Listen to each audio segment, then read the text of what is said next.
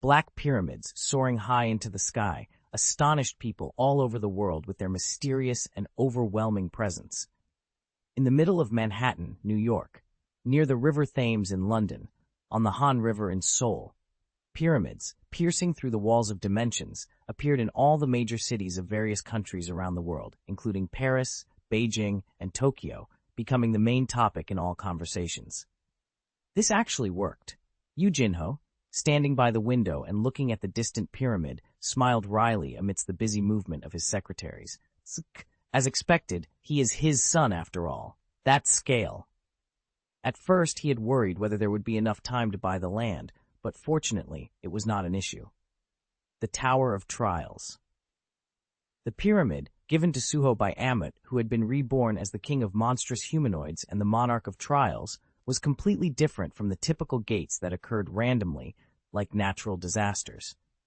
The timing and location of its appearance were entirely at Suho's discretion, with locations pre-selected using shadow soldiers he had spread across the world as markers, the method employing Harmakan's magic, and most importantly, the timing. After Agensoft had gone through the proper legal procedures, made urgent contacts with governments of various countries, and swiftly purchased suitable land, only then did they proceed, step by step. However, the fact that all of this was completed in just one day was entirely due to the global influence of Agensoft, which Yu Jinho had built up over the years. Virtual reality games were already a huge trend, established as a global culture long ago, and for virtual reality games to work, game capsules were needed in each country. In other words, Agensoft, a global corporation, had already established local branches around the world for the purpose of distributing game capsules. So, using those local branches to purchase land locally was not a problem. Suddenly erecting buildings in a somewhat unusual way on that land was doable too. Under the pretext of a new game, everything could proceed smoothly. CEO, inquiries are pouring in. A secretary entered, holding a tablet. The screen was filled with endless contact attempts from media outlets and inquiries from government officials of various countries. Of course, everyone must be dying of curiosity. Anticipating the response, Yu Jinho, with a mischievous, prankster-like smile, tightened his tie. It had been a long time since he had personally appeared at an official event like this, or felt such excitement just before a presentation. Is the official press release ready? Yes, it's been prepared. Please review it. Yu Jinho took the tablet handed to him by the secretary and scanned the document. Since it was content he had prepared after consulting with Suho, nothing special was added. However, every single detail was confidential. It was entirely up to him to decide how much of this to reveal to the public and in what way. I'll leave the rest to you, uncle. Surprisingly, Suho had entrusted all the important parts to Yu Jinho, even after setting up this entire system, as if it were only natural. It's a game you made, uncle. A game I made. A faint smile formed on Yu Jinho's lips as he recalled Suho's words. Yes, he was the one who started it, for the greater good and at the same time to pursue personal gain. It was his game that he had meticulously prepared, step by step. But many things have changed. You're wrong, Suho. Yu Jinho, heading to the conference room, murmured confidently. It's not a game I made, it's a game we made. As he opened the door to the auditorium, the waiting reporters simultaneously held up their cameras. Flash, flash, flash, flash, flash! Yu Jinho's eyes, basked in the numerous camera flashes pouring down on him, gleamed. It's a game that all of us here will build together. At this very moment, a game for all mankind was announced. Agensoft unveils innovative Olo leveling, Ragnarok project, pyramids appearing worldwide, revealed to be a hyper-realistic training ground for all humanity. Now, even non-awakened individuals can become hunters? Agensoft's astonishing technological innovation. News headlines around the world were all focused on the Tower of Trials. Agensoft's CEO, Yu Jinho, held an emergency press conference today and revealed the purpose of the pyramids that have appeared around the world. These pyramids, called Towers of Trials, are said to be hyper-realistic training grounds where all of humanity can develop combat abilities. He stated that by combining existing virtual reality technology with the newly unveiled avatar technology, They have built a system where even non-awakened individuals can use the abilities of hunters inside the Tower of Trials. Governments of various countries have stated that they will conduct urgent safety inspections and carefully review whether this system poses a threat to humanity. With the sudden announcement, people around the world were astonished and their jaws dropped. But then they cheered wildly. After the cataclysm, in a world where only hunters could wield magic power, non-awakened individuals had always felt a relative sense of deprivation. But now, they too had a chance to awaken through the Tower of Trials. That's nuts. Can I become a hunter too? Is that really possible? Can I become strong like an S-rank hunter? You idiot. Use some common sense. It's obviously a publicity stunt for a new game from Soft. Do you really think you'll actually awaken just by playing a game? Common sense. Do you think gates suddenly appearing and monsters showing up is common sense? Yeah, man, since when do we live in a world where common sense is worth anything? Is it so impossible for a game that lets you awaken as a hunter to exist when gates are appearing every day? Yeah, I always believed in them. I knew Soft would do something. Wait, you don't mean, do you still have stock? Ha ha ha, hodling wins. Soft stock price went to the moon. But people already knew from experience, investing in Soft stock early was no less of a jackpot than actually awakening. However, amidst the explosive expectations and excitement around the world, not everyone reacted enthusiastically. Just what were you thinking? Doing something so insane? Right now, Woo Jin-chul, the president of the Korean Hunter Association, was standing before the presidents of hunter associations from all over the world, facing intense protests. Of course, there was no way for these incredibly busy and important people to gather in one place. Ironically, they were holding an emergency meeting in virtual reality right now. The reason, gathering here eliminated the need to travel long distances, and above all, the automatic translation system allowed for smoother communication. As such, virtual reality was already being used in various fields beyond just simple game content, establishing itself as a metaverse system. Of course, this was also a product developed by Soft. Despite that, the heated debates going on right now were mainly focused on condemning their actions. How is this even possible? Your irresponsible remarks have gone too far. To say that ordinary people can all become awakened, even as a promotional event for a game, this is crossing the line. Are you ignoring the impact Soft has on the world? Woo Jin-chul had been silently listening to the complaints of the association presidents targeting him. He was sitting in a relaxed position, arms crossed, telegraphing that he would listen to whatever they had to say. Although it was called a meeting, in reality, this place was no different from an interrogation of Woo Jin-chul. A project to create awakened people, launched solely by a mere game company, was that impactful. It would have been one thing if it was only operating in Korea, but Towers of Trials had appeared simultaneously all over the world, so people around the globe were in an uproar. Towers of Trials, no matter what they are, explain how did you, to artificially create gates just to construct buildings, and that too on other countries' land without permission. What sort of dangerous experiments are you conducting in Korea?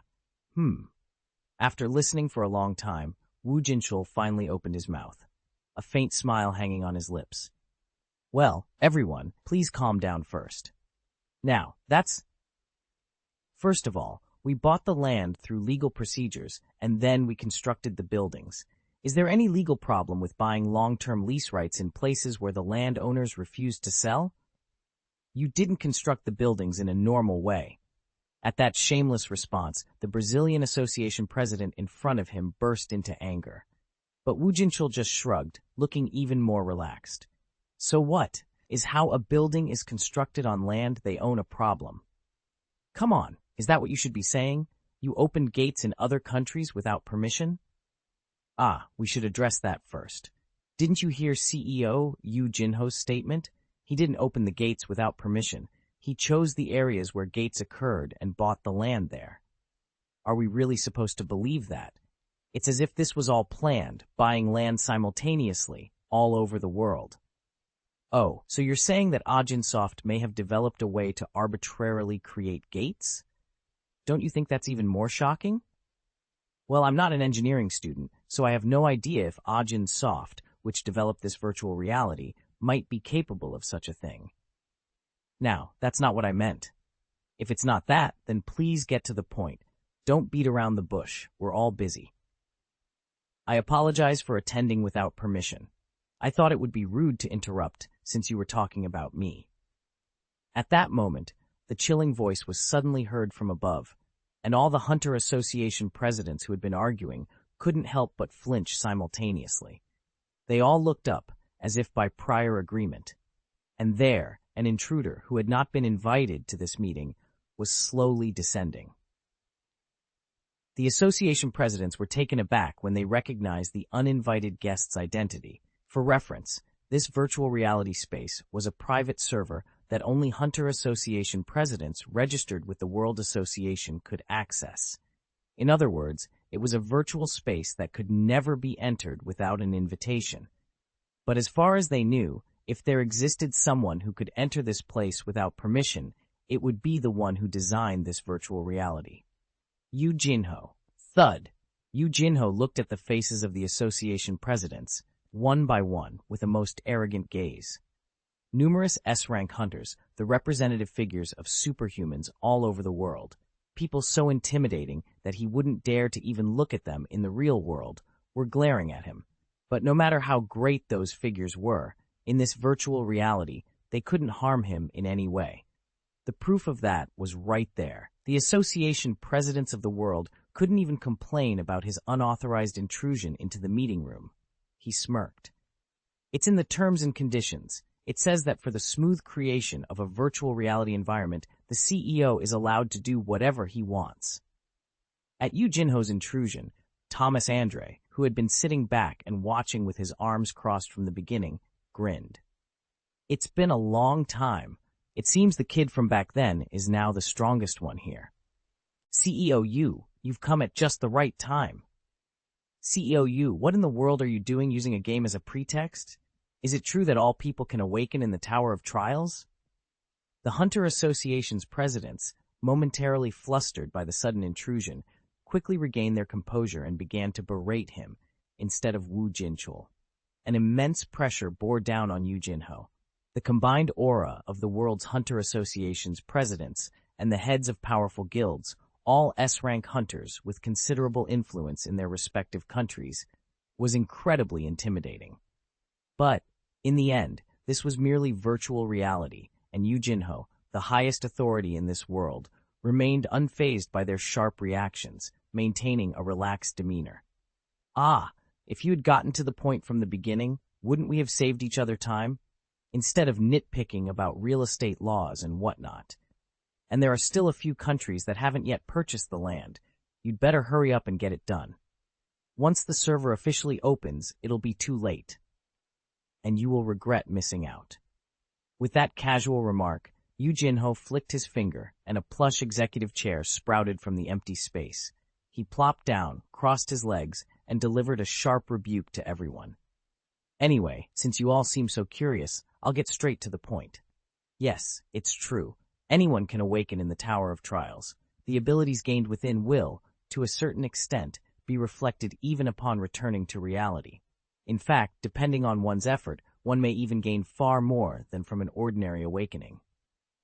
Everyone's eyes widened at the shocking statement, coming not from some media campaign, but from Yu Jinho's own mouth. Is that true? Is such a thing really possible?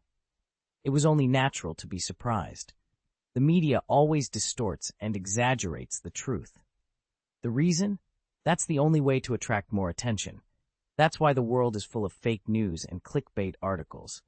Therefore, none of those gathered here took the hype at face value, but CEO Yu Jinho himself had just confirmed that it was all true, and the weight of his last words was not insignificant. What does it mean that one may gain far more than from an ordinary awakening? The one to pinpoint that part was none other than Thomas Andre. His expression had been one of amused interest from the beginning, grinning as if he found the whole situation entertaining. Yu Jinho looked at him and replied, "You're focusing on the wrong part. The sentence before that is more important." Depending on their effort? Yes. Yu Jinho sat facing Thomas Andre, a playful smile on his lips. As announced, the Tower of Trials is merely a tutorial for the main game. Gaining power will require considerable effort. That's obvious. So what is this effort? Grit, resilience, perseverance, tenacity, and above all, the courage to defy even death in order to become stronger. At those meaningful words, everyone's expressions changed. In the middle of the conversation, the Canadian Association president raised his hand and interjected. Defy even death? Are you saying that people might actually die while playing the game? Of course not. The actual body remains in the game capsule. Only the avatar in the game dies. And aren't you already used to this? After all, this place is the same. Sweep. With those words, Yu Jinho casually raised a hand, and suddenly a giant shadow loomed over everyone's heads. They all looked up, and to their astonishment, Yu Jinho's palm, magnified to an enormous size, appeared in the sky, as if it were about to crush everyone there like flies. The hunters of the world, suddenly reduced to the status of insects, glared at him with displeasure. But, outside world aside, there was no reason for Yu Jinho to fear those gazes inside here. The ultimate administrator of this server, Yu Jinho, withdrew his hand with a mischievous smile and continued his explanation. As you can see, even if I were to kill you all here right now, you would simply wake up in your game capsules, wherever they may be, just as you always do. And humanity is already accustomed to this situation. After all, avatars can be revived any number of times, no matter how often they die. Dozens or even hundreds of times, if necessary. Besides, the avatars we've developed have quite a bit of resilience, so while something might hurt enough to make you feel like dying, there won't be any pain beyond that. Hurt enough to feel like dying? Does that mean it's far more realistic than existing virtual reality games? To the point of leaving trauma? That depends on the person, I suppose. After all, people who don't like horror games simply don't play them, do they? We're not forcing anyone to play. If they're scared of that, they simply don't have to challenge the Tower of Trials. And in that spirit, the Tower of Trials will be restricted to those 19 years of age and older. The more they listened, the more serious people's expressions became.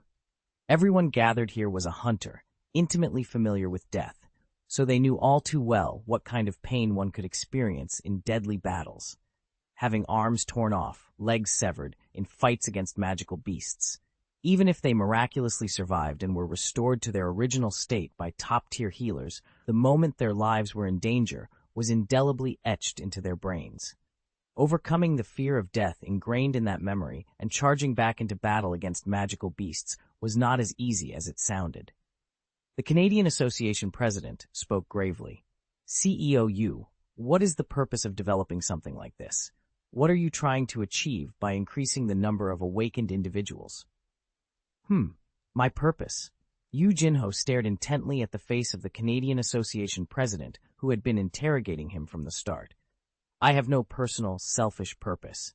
Although he had aged, Yu Jinho remembered his face clearly.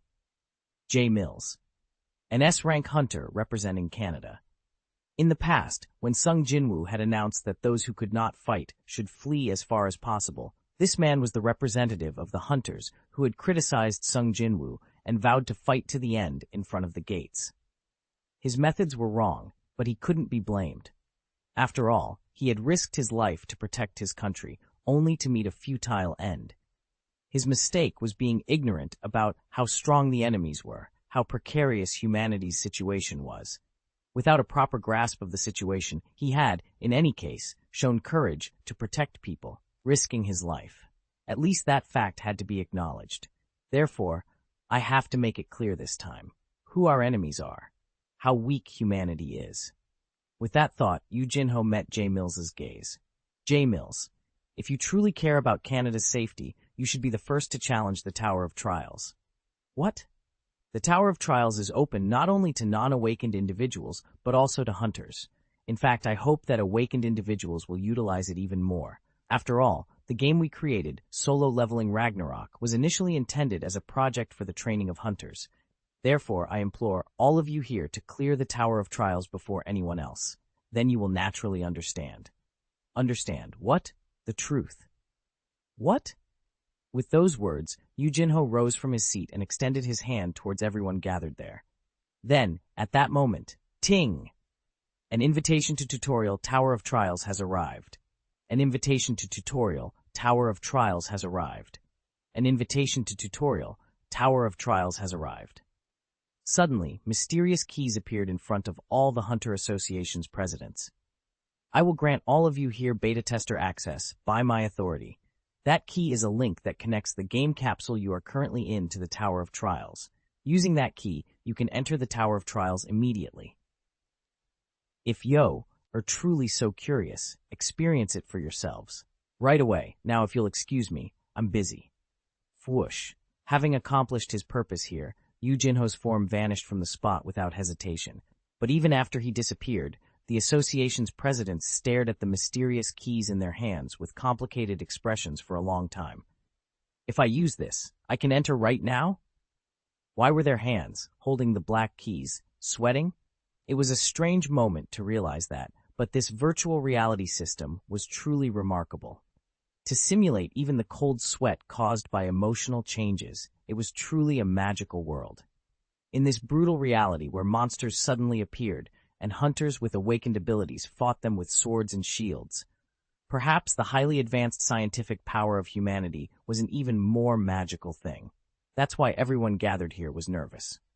Ajin Soft and CEO Yu Jinho's technology had now made it possible to turn even ordinary people into hunters. If this is real, Yu Jinho will become the god of a new world. At someone's murmur, bitter smiles spread across the faces of the World's Association's presidents. Aside from one person. A god is too much, maybe a monarch of humans.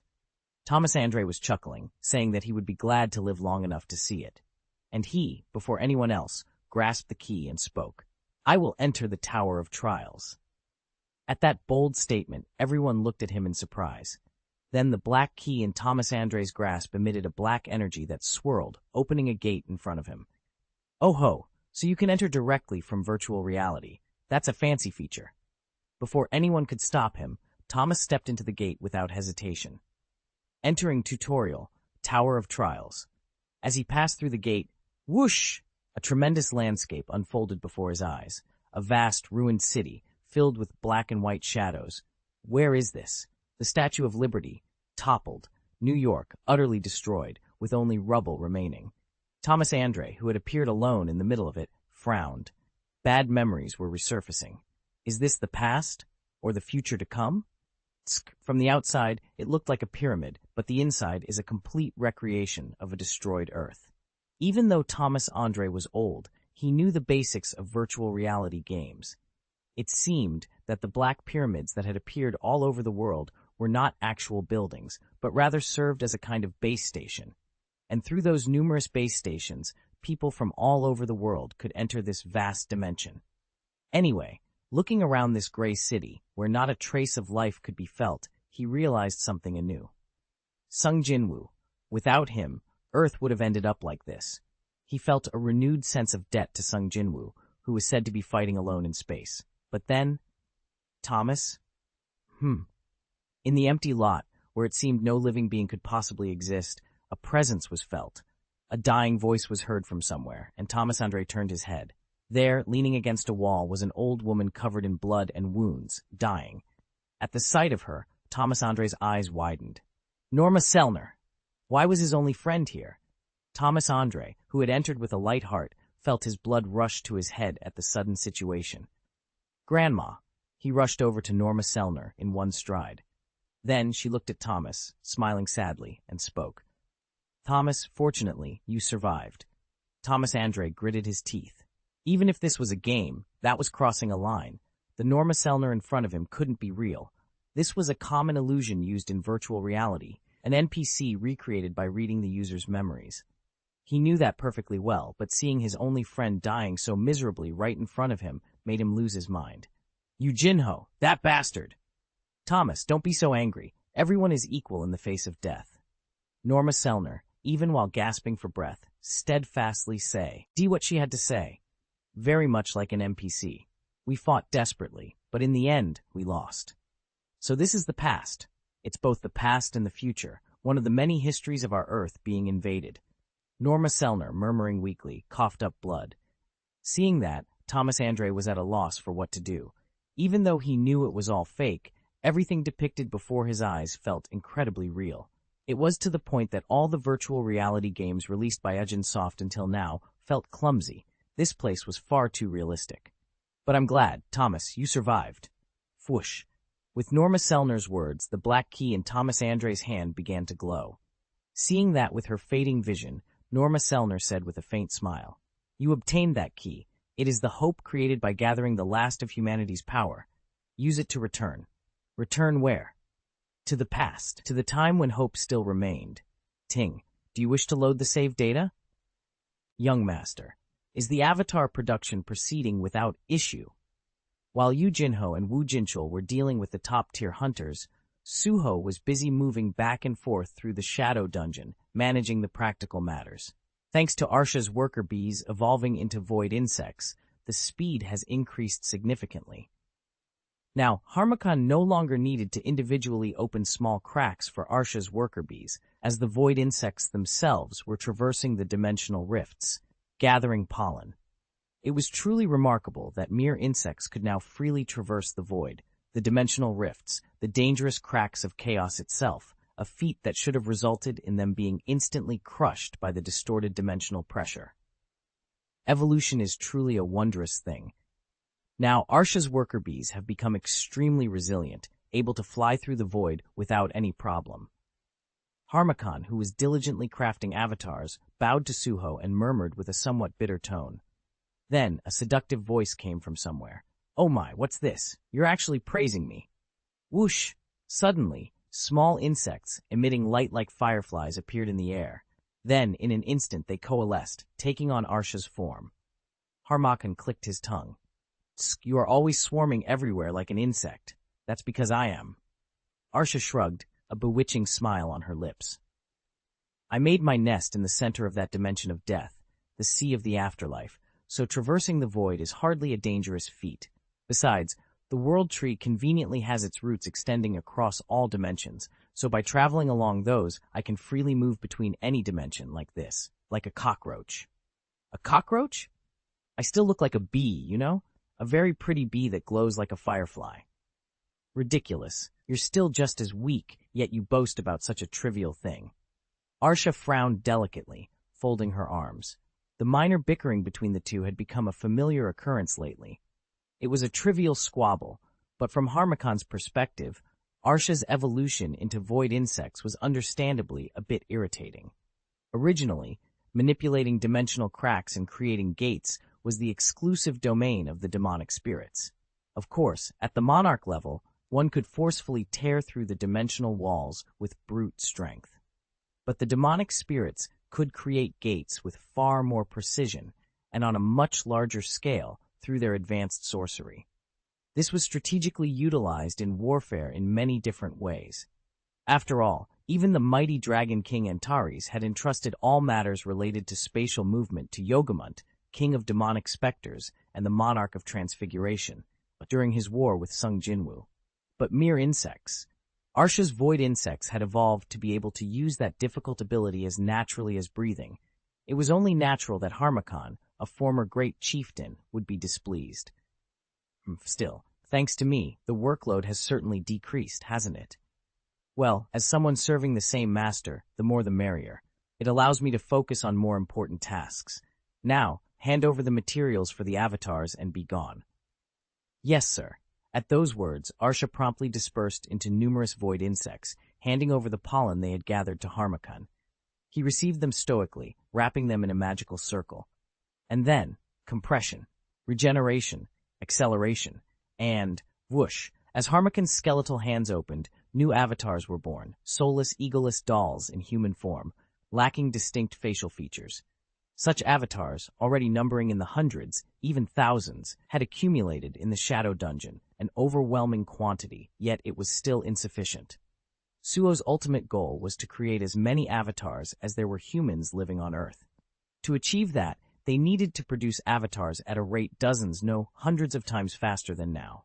Harmakan urged Arsha, "It's still not enough. Hurry up, expa, end the hive, and increase the number of worker bees." Also, if possible, collect pollen from the world tree, not elven woods. It's more efficient. The primary ingredient for the avatars studied by the Apostle of Evolution was the pollen of elvenwood. But if they used that of the world tree as a substitute, they could produce far more avatars. It was something the Apostle of Evolution had only theoretically considered, lacking the opportunity to research the world tree, but now all his knowledge belonged to Beru, and the execution was done by Harmakan. But it was not so simple in reality. Nidhogg was constantly trying to descend to the base of the world tree. Climbing up to collect pollen was too dangerous. If they were too greedy and it went berserk, the hive they had so painstakingly expanded could be destroyed. Don't worry. Thanks to others keeping Nidhogg in check, we are carefully climbing upwards. I understand, so hurry and disperse. That is all you can do for our master. I'll work hard. Then, master, I'm off. Whoosh! Arsha, unfazed by Harmakan's growling attitude, smiled brightly at Suho and vanished into the void. Suho chuckled at the sight, then gave an order to Harmakan, who was looking at the spot where Arsha had disappeared with a displeased expression. Send the completed avatars to the Tower of Trials immediately. Yes. Whoosh! As soon as Suho gave his permission, the soulless avatars were sent through the magical circle drawn on the floor to the giant pyramid, standing in the center of the Shadow Dungeon. The Tower of Trials. The giant pyramid, presented to Suho by Amit after he became the king of monstrous humanoids, the monarch of trials, was no longer called the Iron Body Training Center. In fact, Amit had intended to use the Tower of Trials to train Suho far more harshly than ever before, a course of action befitting the name Monarch of Trials. And in line with his ambition, the pyramid had been enhanced to inflict any number of harsh trials upon Suho, according to Amit's will. That power was, in itself, the authority granted to the Monarch of Trials. If Amit's pyramid had previously been just a complex labyrinth with mummies roaming around, it had now transformed into a tower capable of inflicting any number of brutal challenges to train Suho by any means necessary. But when Suho learned how the Tower of Trials had changed, a very good idea came to his mind. I can't just keep this amazing thing all to myself. Immediately, Suho ordered Harmakan to open gates in city centers all over the world and to create a massive illusion in all of those places. Tutorial, Tower of Trials. Thus, all the Towers of Trials that people around the world were now seeing were created. The actual pyramid existed only here, in the center of the Shadow Dungeon, but simultaneously, its image could be seen as an illusion all over the world. Suho had a specific purpose for showing the image of the Tower of Trials to people around the world as an illusion. In other words, what appeared all over the world was a kind of base station. Dimensional gates. Their true function was to summon the spirits of players who entered the game capsules from all over the world into the Shadow Dungeon, and to bring them to the real Tower of Trials. Those players, through a method called astral projection, would possess the waiting avatars and undergo trials. And those trials were, whoosh, just then, Wu Jingchul, having finished the meeting with the various association presidents, returned to the Shadow Dungeon. However, in a different way than Suho, he hadn't entered through a gate like him, but had simply laid down in a game capsule outside the dungeon. At that moment, Wu Jinchul's spirit possessed the avatar Harmakan had prepared for him in advance, connecting him to the Shadow Dungeon. It just so happened that Wu Jinchul's avatar's location was next to Suho, not in the Tower of Trials. Association President. How did it go? The meeting just ended, so I came straight here. By the way, this avatar thing is amazing, no matter how many times I experience it. Wu Jinchul's avatar, answering Suho's question, was a little special. While all others didn't yet have defined facial features, Wu Jinchul's avatar closely resembled his usual appearance. He felt no sense of incongruity, even though it wasn't his real body. Wu Jinchul touched his avatar again, marveling. It's truly amazing. It's exactly like my body in its prime. It's as if I've gone back in time. That's because complete healing and regeneration are fundamental. It's similar to the feeling of becoming a shadow soldier. Beru, who had contributed the most to the creation of the avatars, puffed up with pride. Then, in a sly tone, he draped an arm over Wu Jinchul's shoulder and whispered, "So, what do you think?" When your lifespan comes to an end, how about becoming a shadow soldier? Haha, I'll think about that a little later. I see, you haven't even gotten married yet, so it's far too early to become a shadow soldier. Review it slowly and positively. The king will surely make great use of you. Ha! Wu Jinchul laughed awkwardly, pointedly avoiding Beru's blatant gaze. Then, looking at Suho, he spoke with a serious expression. More importantly, as expected, Thomas Andre was the first to connect to the Tower of Trials. Really? Suho's eyes lit up. Thomas Andre already knew the general situation from Suho, but experiencing it firsthand would be completely different. He couldn't help but wonder what he would think, what he would feel. No matter how strong Hunter Thomas Andre was, inside the Tower of Trials, he was just a level 1 avatar, and the trials to develop that avatar were waiting for him. Then he's already seen the future, hasn't he? Future. All players who entered the Tower of Trials were set up to see the future of Earth first. It was an illusion, a nightmare, depicting a thoroughly ruined world where everything had been destroyed. The wide area illusion mirage that Javier had once created in the waters off Busan, Harmakan, the great chieftain of the demonic spirits, could easily use a similar high-level illusion. While it wouldn't be exactly the same as that spell, he could certainly achieve a similar result. And by utilizing the functions of the Tower of Trials, overseen by Amit, he could create an even more realistic illusion. So, all the players who saw that future would witness a cruel death of a precious person from their memories. It was Harmakan's curse, designed to evoke anger and sorrow from the depths of their hearts, even though people knew that the sight before their eyes wasn't real. It was merely an illusion. In other words, it was just content to help them immerse themselves in the game that was about to begin. After all, the real trials began after that. Wu Jinchul raised the corners of his mouth, thinking of Thomas Andre's reaction, who must be very confused inside the Tower of Trials right now. I'm very much looking forward to it. All the memories that Hunter Sung Jinwoo showed me directly inside my head. I wonder how he'll take it. Do you wish to load the saved data? YN. All right, let's see what you've prepared. Thomas Andre gritted his teeth, thinking of Yu Jinho's brazen face. Having just witnessed the dying illusion of his only friend, Norma Selner, he was extremely angry, to the point where he wanted to rush out of the capsule and storm into Agensoft right away. But at the same time, he couldn't help but be curious. Why were they going to such lengths to show players this utterly ruined future? And what awaited him after this? Yes, he answered with a grim expression.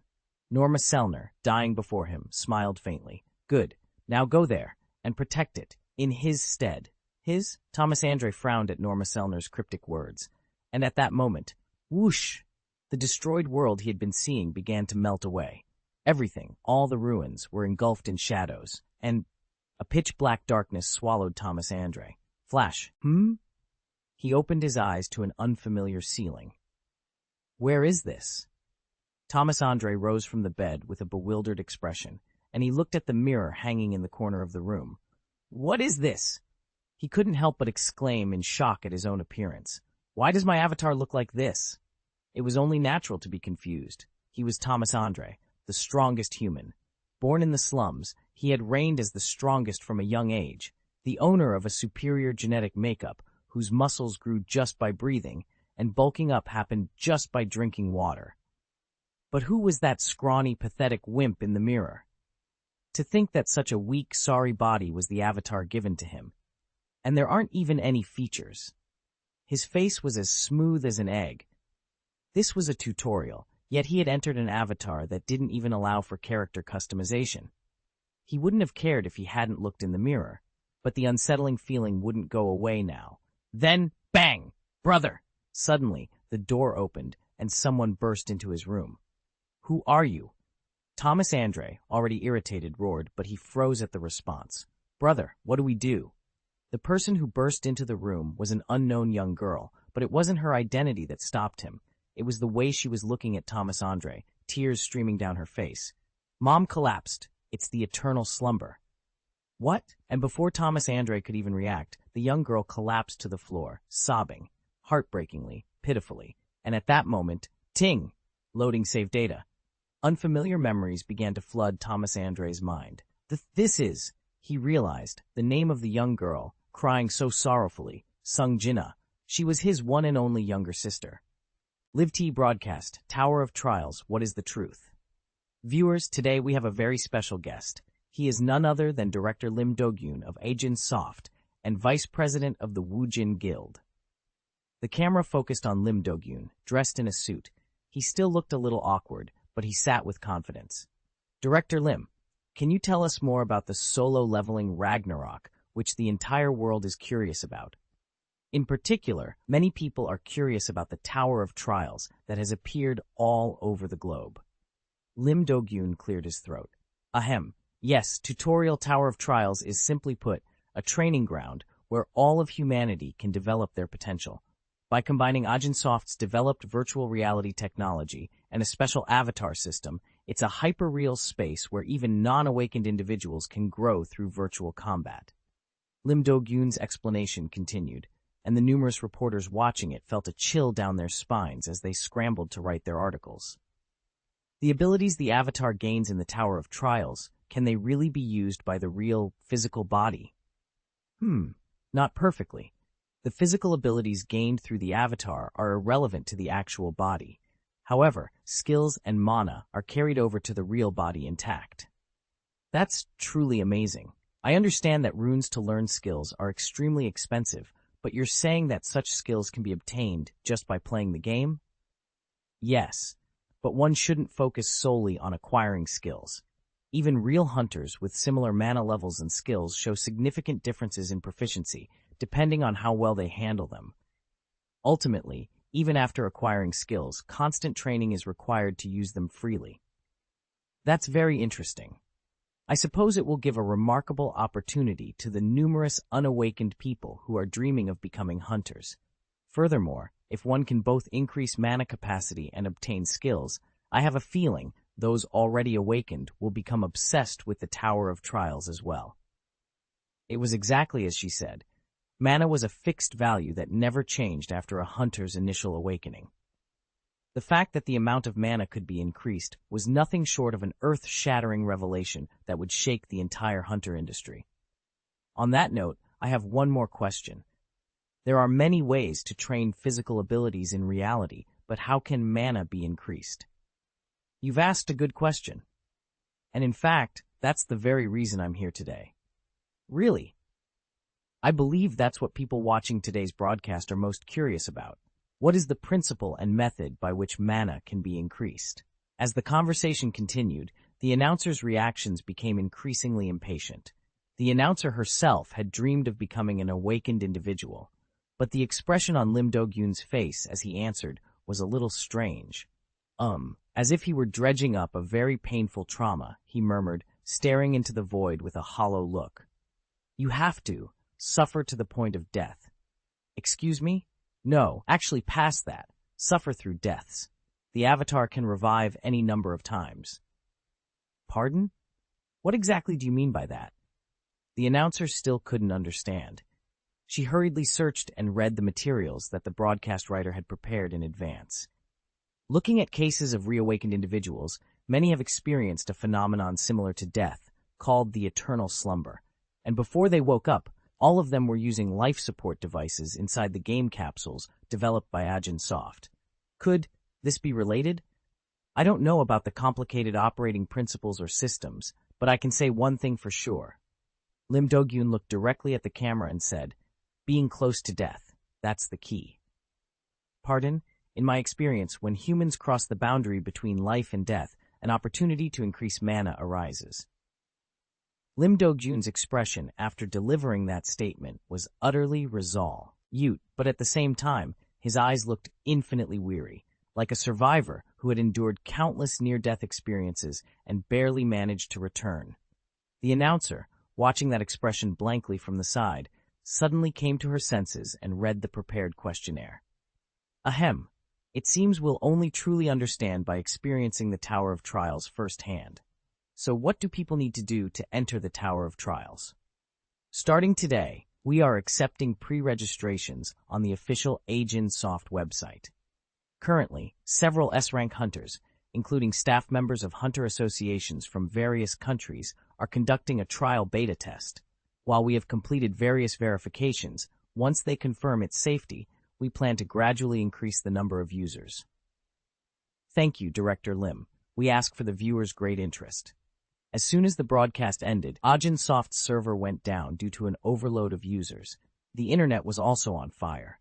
This is crazy. It's truly insane. So he's saying they made a game that mass-produces reawakened individuals? Wait, for real? You can become awakened just by playing a game? That's possible now? That's it. I'm quitting my job as soon as the server opens, and I will just play this game. Considering the vast amounts of money hunters earned, this was no longer just a game. It was a far more direct and realistic opportunity for a life turnaround than any lottery. Especially Lim Do-gyun's last statement began to circulate in countless screenshots. But what does that even mean? To always be close to death? Mana increases the more you die? Then can't you just keep committing suicide as soon as you connect to the game? No, you can't. The terms and conditions say that such inhumane actions are systematically blocked. Yeah, I saw that too. So how exactly are you supposed to die? Isn't he just saying to play the game diligently, even if it means dying? Hey, don't overthink it. It's possible to die a few times while playing a game. True. Indeed, dying in games was a common occurrence. Back when virtual reality games first came out, it could even traumatize some users. But nowadays, there were hardly any people who claimed to have developed actual trauma from their avatars dying in virtual reality. The current consensus was that such a person simply had no mental strength to begin with. In fact, Agent Soft had also developed various safety measures for just this, and many related papers had been published in academic journals. Therefore, everyone was thinking lightly of it. Even while looking at Lim Do-gyun's weary eyes, even while looking at the screenshot of him mentioning death, no one took the meaning of those words seriously. Not even the top-tier S-rank hunters from various countries who had actually entered the Tower of Trials as beta testers. Of course, Thomas Andre was no exception. Tutorial, Tower of Trials. Time flies. Thomas Andre let out a low sigh. It's already been 4 years. Surprisingly, he had been living in the Tower of Trials for over 4 years. As a result, his avatar's face in the mirror was still featureless, but it looked a little older. Still, thanks to consistent weight training, he had gained a little muscle compared to before. But it was still unsatisfactory. From the start, this body wasn't built for gaining muscle. He realized anew how blessed he, strong from birth, had been. No matter how experienced he was in physical training, there were clear limits to such a pathetic body. But a game was a game. It felt like 4 years had passed in his mind. But that didn't mean Thomas Andre had actually experienced all that time. As if the game's story was being delivered directly through brainwaves, trivial things passed by as mere fragments of memory, and only major events were actually played. So, it had already been 4 years. But he was still here, as Sung Jinwoo's one and only older brother. Of course, Thomas Andre knew it in his head. This was a game. He could log out whenever he wanted. But he couldn't bring himself to leave, because doing so would leave his sister truly alone, their father missing in a dungeon, and their mother collapsed from the eternal slumber. If I disappear from here too, that kid will be truly alone. Then she'll cry again. Thomas Andre's mouth felt bitter as he thought of his younger sister. Still, there was one silver lining. At least she's good at studying. Thinking of the report card he had just received, Thomas Andre felt a surge of pride. Unlike himself, lacking higher education, Sung Jinwoo was a good student. She boasted that she was smart, but he already knew what kind of person his sister was. It's effort. She was a terribly hard worker. And as a result of that effort, Sung Jinwoo's grades had been steadily rising over the past 4 years, to the point where she could even aim for medical school. Studying also requires some talent, but if you work that hard, your grades are bound to go up. Therefore, Thomas Andre gave up on attending university and entered the workforce. To earn money for his mother's enormous hospital bills and living expenses, to make his sister's dream of becoming a doctor come true. Sung Jinwoo was acutely aware of the sacrifices her brother was making, his own life dedicated to supporting her. This understanding fueled her decision to dedicate herself to studying, as, in Sung Jina's mind, studying was the only contribution she could currently make. Honestly, a foolish kid growing up too fast. Thomas Andre smiled bitterly, thinking of Sung Jina. He suddenly remembered the image of his younger sister collapsing in tears before him 4 years ago, her small, fragile form heaving as if she would disappear if he let go. Even now, she still locked herself in her room every night, stifling sobs under a blanket to prevent the sound from escaping, but Thomas Andre's enhanced hearing could not miss the faint, heartbreaking sound. "You idiot! Even if I'm an E-rank hunter, I can still hear that much." Yes. Thomas Andre, or rather, Thomas Andre's avatar, had awakened as an E-rank hunter. An E-rank awaken's abilities were not much different from those of an ordinary person. Their physique and senses were only slightly more developed than others. Hunters were said to earn a lot of money, but that didn't apply to E-ranks. In fact, reckless actions could lead to very high medical expenses. But even that level of ability was enough to pick up the sound of his sister crying every night. Therefore, yes, Gina, if you've dedicated your life to studying, I'll gladly do the same. What's a life worth anyway? Therefore, today too, Thomas Andre, no, Sung Jina's older brother went out to earn money, for his younger sister, for his mother. To earn money, the E-rank hunter decided to enter a dungeon, again, today. And inside, he experienced death, time and time again, dying over and over. Even a goblin, which the usual Thomas Andre could kill with a flick of his finger, could take his life. Even in a low-level dungeon, every moment was a life-or-death situation for an E-rank hunter's physical abilities and mana.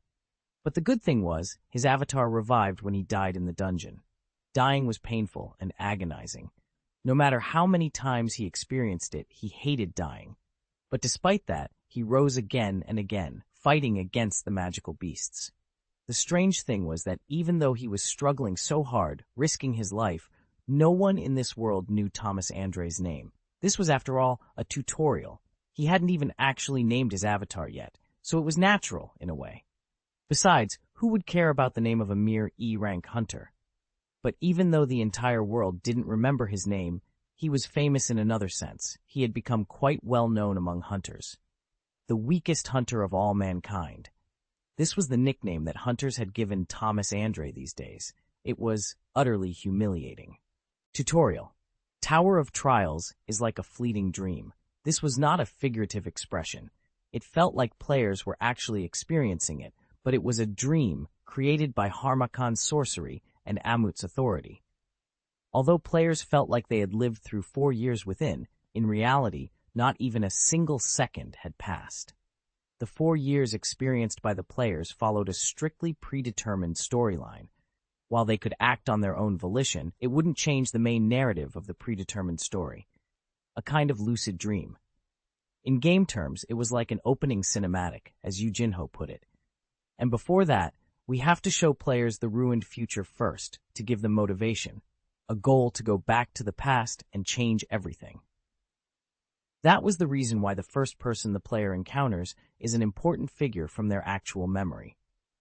Starting with this, the players become completely absorbed with the protagonist, each with a goal in mind, and live within that dream, following the predetermined story, following the predetermined memories. They become the older brother of a younger sister who doesn't actually exist. A natural resolve to protect Sprouts. They suddenly become a breadwinner, risking their lives as an E-rank hunter to enter the dungeon. In the process, they experience several near-death experiences. Repeating the process of actually dying and reviving, they bravely re-enter the dungeon. All these experiences are imprinted into the soul as a system within the dream. This was a kind of consideration. Even if they're possessing avatars, it's difficult for ordinary people to actually risk their lives fighting magical beasts. Just walking across a crosswalk when a car is coming makes your body tense up and your heart pound. That's what ordinary people are like. So they need to adapt. The real purpose of the opening is to imprint on their souls, again and again, the sensation that they can revive no matter how many times they die or get injured inside the avatar. After all, how many times would an ordinary person actually encounter magical beasts in their life? Even if a dungeon break occurred, they would usually be protected by soldiers or police and evacuate to a safe place. Merely hearing the roar of magical beasts from afar or seeing them on the news wouldn't provide a realistic experience. The fear of encountering a magical beast face to face, the sensation of being bitten by their teeth, experiencing the flashbacks of life, thinking, so this is how I die, was a major event that could actually become trauma.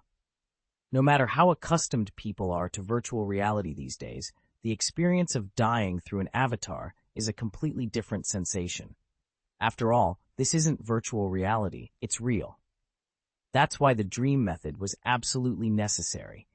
A magical device that allows one to indirectly experience Sung Jinwoo's past life stored within Woo Jinchul's memories. That was the true nature of the tutorial, Tower of Trials. But not all the experiences players underwent were dreams, only those 4 years. It was the opening for immersion and motivation in the game. The vital part was what came next. The important thing is what comes after. To actually grow your avatar, you need your own effort. Yu Jinho smiled meaningfully. If those 4 years that players experienced were a fleeting dream, when would the reality begin? Naturally, it would be from that day onward.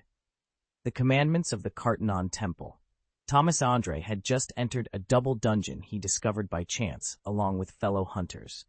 A wide, dome-shaped room. It was as larger than, several Seoul Olympic stadiums combined. And yet, the reason it felt somewhat cramped was because of the colossal figure of a god, the size of the Statue of Liberty, sitting on a huge throne in the innermost part. And a C-rank magic-type hunter named Song, who had been in this profession for 10 years, was reading the runic letters engraved on a stone tablet found here.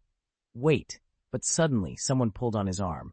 Turning around, he saw a female healer with a pale face, trembling and pointing at the giant statue. Eyes. The statue's eyes just moved towards us. Eyes? At those words, Thomas Andre felt a chill and sharpened his senses. The sounds, it's suddenly quiet. The sounds of the torches burning had stopped at some point, and in an atmosphere that had become eerily silent. First, only Song's voice, continuing to read the stone tablet, echoed. Thou shalt worship God, thou shalt praise God, thou shalt prove thy faith. Those who fail to obey these commandments shall not be spared. And as soon as those words ended, boom! What? What's that sound? Suddenly a noise erupted, the giant door they had entered through closed. And at that moment, whoosh! Thomas Andre awoke from the dream. What? While everyone else panicked, he was flustered for a completely different reason. A sudden sensation of vividness. His soul, having experienced the dream for 4 years, had perfectly adapted to the avatar. And no matter how much of an E-rank avatar he was trapped in, he was once a national-level hunter. While everyone was looking at the firmly shut door and panicking, he instead turned his head in the opposite direction, gritting his teeth. Damn it! Sure enough, the statue's eyes, which had been bothering him earlier, were looking down at him. He roared, Everyone, get down! Zing! The red beams of light shot out from both eyes of the statue. The opening cinematic had ended, and the main game had begun. From this moment on, it was the main quest that all players who connected to the Tower of Trials from all over the world would have to experience. And it was also the true ordeal where normal people could awaken, just as Ajin Soft had advertised. Everything up to this point was what players would experience within just a few seconds of connecting to the Tower of Trials. For reference, logging out was possible at any time from now on. Log out. No matter how many times they experienced death in their dreams, some timid players crawled out of the capsules, vomiting, while trembling at the excessive realism created by Ajin Soft. Crazy bastards, why did they make the game so realistic? But even before they could leave a negative review of Ajin Soft online, they were astonished by the numerous reviews already posted. That's crazy, I really awakened. I barely managed to awaken too. I died so many times, but I did it. Everyone, hang in there. This wasn't designed to be a quest you could clear. Haha, to think I'd become an awakened. I still can't believe it. Ajin Soft's technology is truly insane. Just praise it. Yu Jinho must be a god. What? They really awakened. Is it real? The players who had vomited couldn't believe their eyes. There was a flood of reviews, to say the least.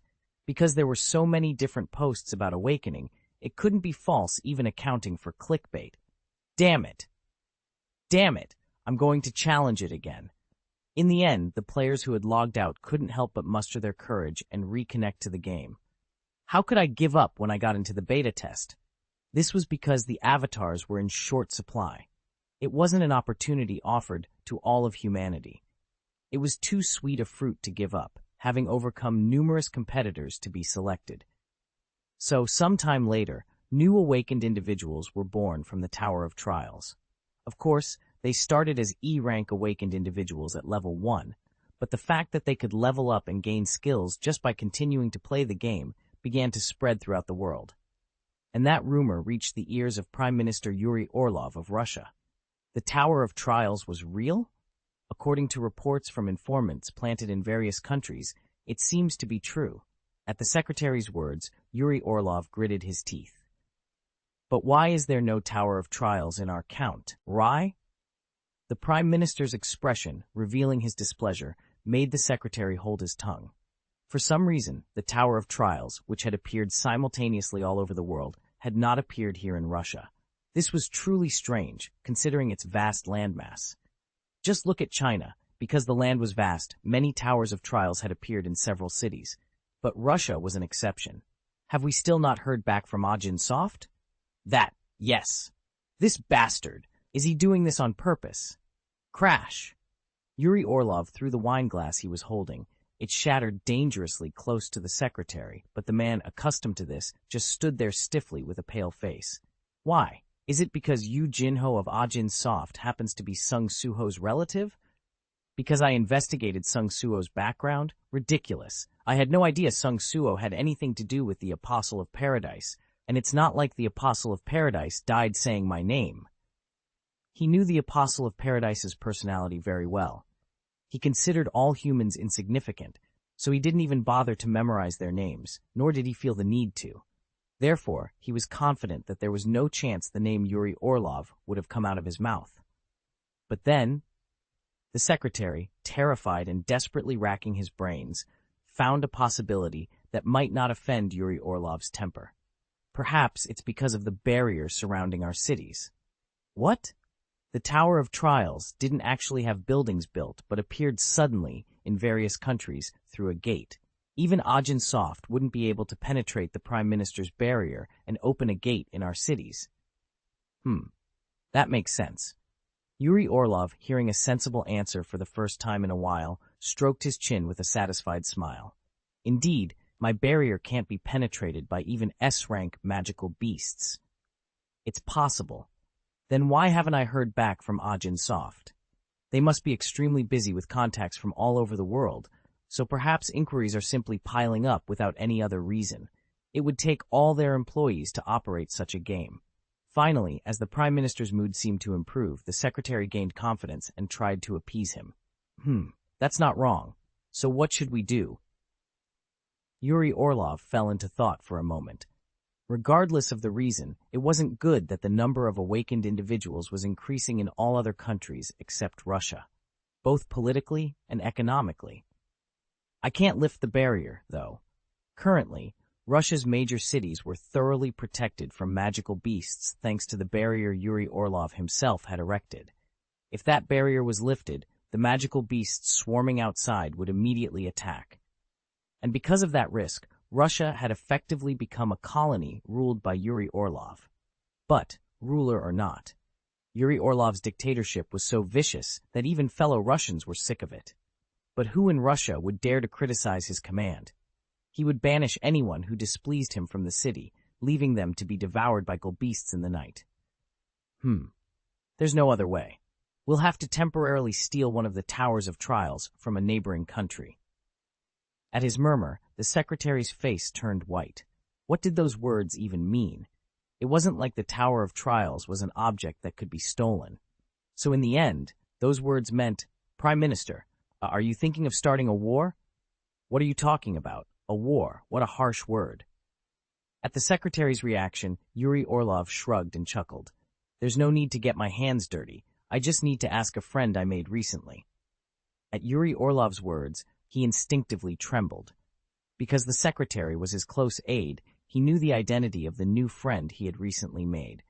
Yuri Orlov opened the safe in the corner of his office and took out the stone tablet stored inside.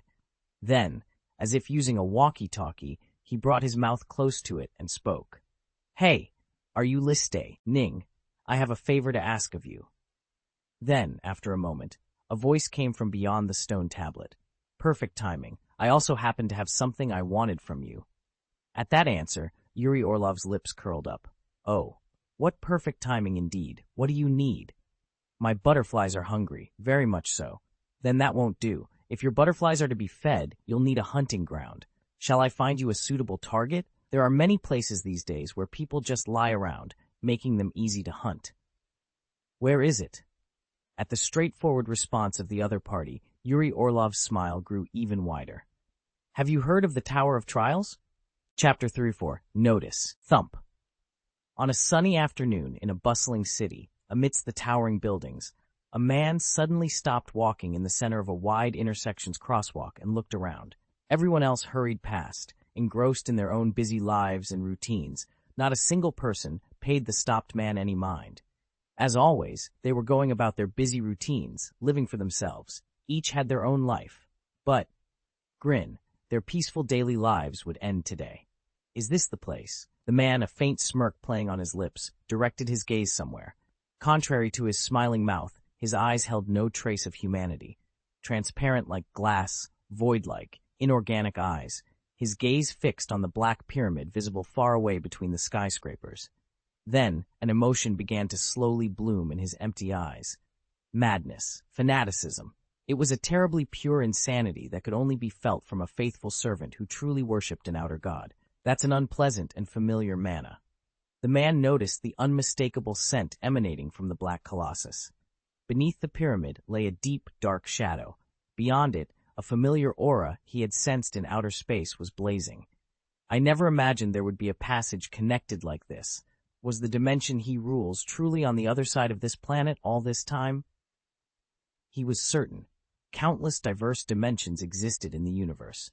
Among them, there were also hidden inner worlds like this, situated just beyond a dimensional wall, a so-called realm beyond the mirror, or perhaps an underground world located within this planet. But regardless, he knew instantly upon seeing it that the Black Pyramid was the entrance that allowed passage beyond that wall. What a windfall. I didn't expect much. He suddenly thought it was a good decision to have joined hands with that insignificant human, Yuri Orlov. He had merely come looking for a hunting ground to sate his butterfly's hunger, but to think he would discover his main base. With the aura of death overflowing so blatantly from beneath the pyramid, there was no room for doubt. In fact, it was so blatant that he wondered if it might be a trap. But so what if it was a trap? Thanks to quietly gathering strength while hiding, his forces had multiplied enormously, incomparably stronger than when he first landed alone on this planet. And in the meantime, I've already grasped the level of this world. Thanks to the other apostles who had acted rashly and died first, he gathered sufficient information. Paradise, evolution. They were only ever meant to go that far anyway, to arrive on an unknown planet, setting up a base, cultivating, farming, undergoing evolution to adapt to this place. But ultimately, all those processes existed for the purpose of settlement and survival. That was the objective of the outer gods who had sent them in the first place. But what came next? The mission I received is fundamentally different from theirs. He sneered at the other apostles who had died first. My mission is conquest. Apostle of Conquest. That was the name he had received. The Itarim who sent him to this land had planned for the long game from the start. While the apostles of other Itarim acted in their own ways, contaminating the earth, his own apostle was commanded to hide quietly and build strength. And when sufficient power was gathered, to swiftly overtake all competitors and conquer this land. To achieve that, ample time was needed to raise an army. And finally, the moment had come. Oh God, I have found a world where the king has vacated his seat. According to the mission you gave me, I shall conquer that land. At that moment, the Apostle of Conquest's eyes shone with an utterly sacred and madness-filled light. Flash, 2 pairs of radiant wings, resembling those of a butterfly's, and shimmering with beautiful yet menacing patterns, unfurled from his back, startling the nearby people. However, the surprise was far from over. "Come forth, my butterflies. Flutter, flutter, flutter." At his command, the sunny sky was suddenly obscured by countless swarms of butterflies, each surprisingly an exact replica, like a clone, of the Apostle of Conquest. The people in the city, witnessing this abrupt and terrifying situation, looked up at the sky in horror. What is that? The sky! Is it a dungeon break? Run away! The crowd reacted variously. Some screamed upon seeing the butterflies. Some immediately fled, frantically making calls somewhere. Whoosh! Surrounded by all those humans, the Apostle of Conquest soared vertically. Mingling among the soldiers who looked identical to him, he looked down at the people on the ground with an utterly arrogant gaze and commanded, "Now let us begin. Flutter, the conquest." With that, a sacred golden shimmering powder began to scatter from the wings of the countless butterflies. Like mist. What? People on the streets instinctively held their breath and began to take refuge inside buildings.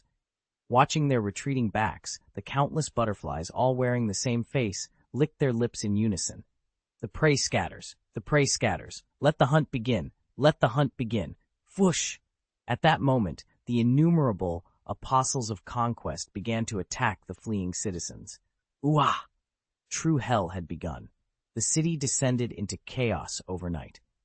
Fortunately, hunters appeared without delay and began to fight back against the monstrous butterflies. Support! Call for support. There are too many magical beasts. Their numbers were overwhelmingly insufficient. And in the midst of it all, whoosh! The Apostle of Conquest, who had been charging towards the Black Pyramid from the start, let out a hollow laugh. Absurdly, he had passed straight through the building with the momentum of his charge. Was the building itself an illusion? But it didn't matter. Even if the structure itself was an illusion, the shadow energy beneath it was real. "I'll pierce through below." Whoosh! Immediately his flight path angled downwards, vertically penetrating the pyramid's illusion. Boom! But even that failed. It was merely a shadow. Upon descending, he found himself simply landing on ordinary ground. This wasn't the passage? I definitely feel it beyond here? It was strange. Did he need some specific method to pass through the gate? However, after landing on the ground, as he looked around with narrowed eyes, something finally came into view. So they hit a magic circle. The Apostle of Conquest finally understood the purpose of this pyramid illusion. Beneath it, a massive magic circle, as large as the pyramid itself, was spread out. It seemed the pyramid illusion was placed like a lid to hide the magic circle from the outside. This is troublesome. If I destroy this magic circle, the way to cross beyond might disappear. He pondered for a moment, and that thought was instantly shared with all them, the countless butterflies scattered throughout the city. Since all of them were the Apostle of Conquest, thoughts began to be shared from various places among those who had spread throughout the city to hunt citizens. That magic circle doesn't seem to be the entrance. Another entrance has been found. I found one too. There's one here as well. The butterflies had invaded human residences to conquer the city. Among them, a significant number began to share reports of finding entrances from various locations. And compiling all those opinions, a conclusion was reached. It seems the purpose of that magic circle is to create numerous entrances scattered everywhere. Of course, the identities of those numerous entrances were also easy to recognize, as they all looked the same. Game capsules. So this is what he meant when he said humans were just lying around these days, making them easy to hunt? Recalling Yuri Orlov's words anew, the Apostle of Conquest frowned. He couldn't comprehend the situation at all. His world, where the shadow energy felt so thick. Entrances that could lead to his main base were scattered everywhere like this? Strategically thinking, shouldn't they be thoroughly hidden? Humans are asleep in each capsule. Decide what to do. Even at this moment, voices urging him for a decision were coming from everywhere. Outside, hunters had already appeared and were engaged in fierce battles. But his purpose in invading this city was hunting, not battling, awakened individuals.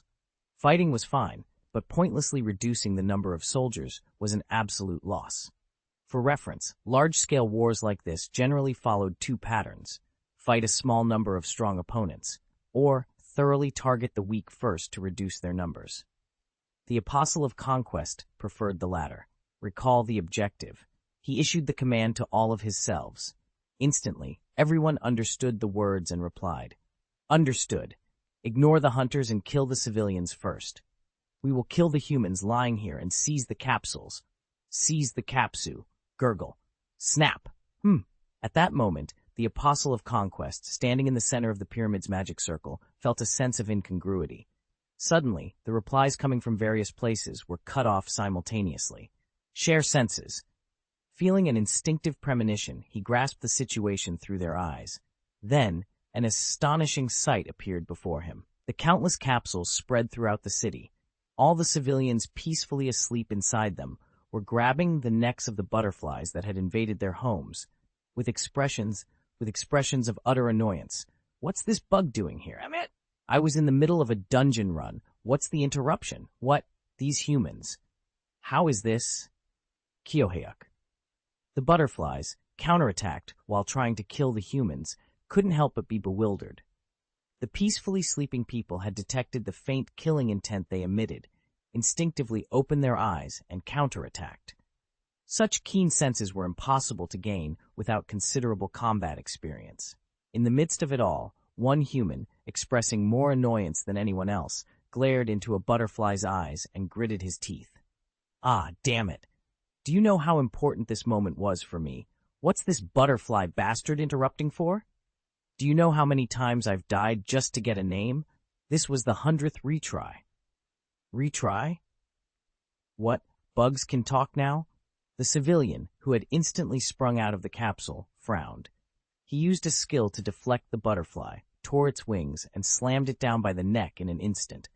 It was certainly strange for a magical beast to speak in reality.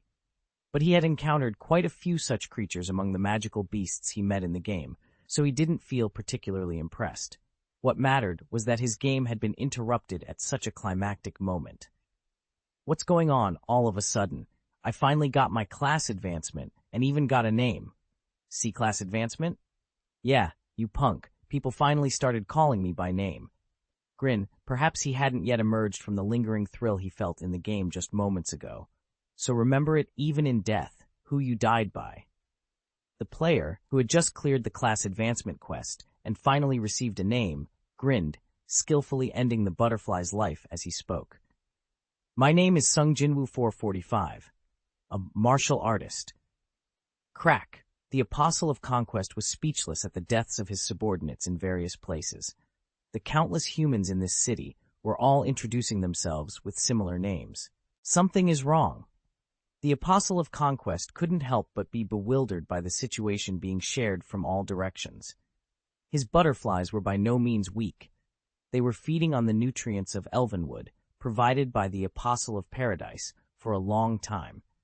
While the power possessed by each individual varied greatly, proportional to the mana accumulated during their pupal stage, they were all clones, sharing the same consciousness as himself.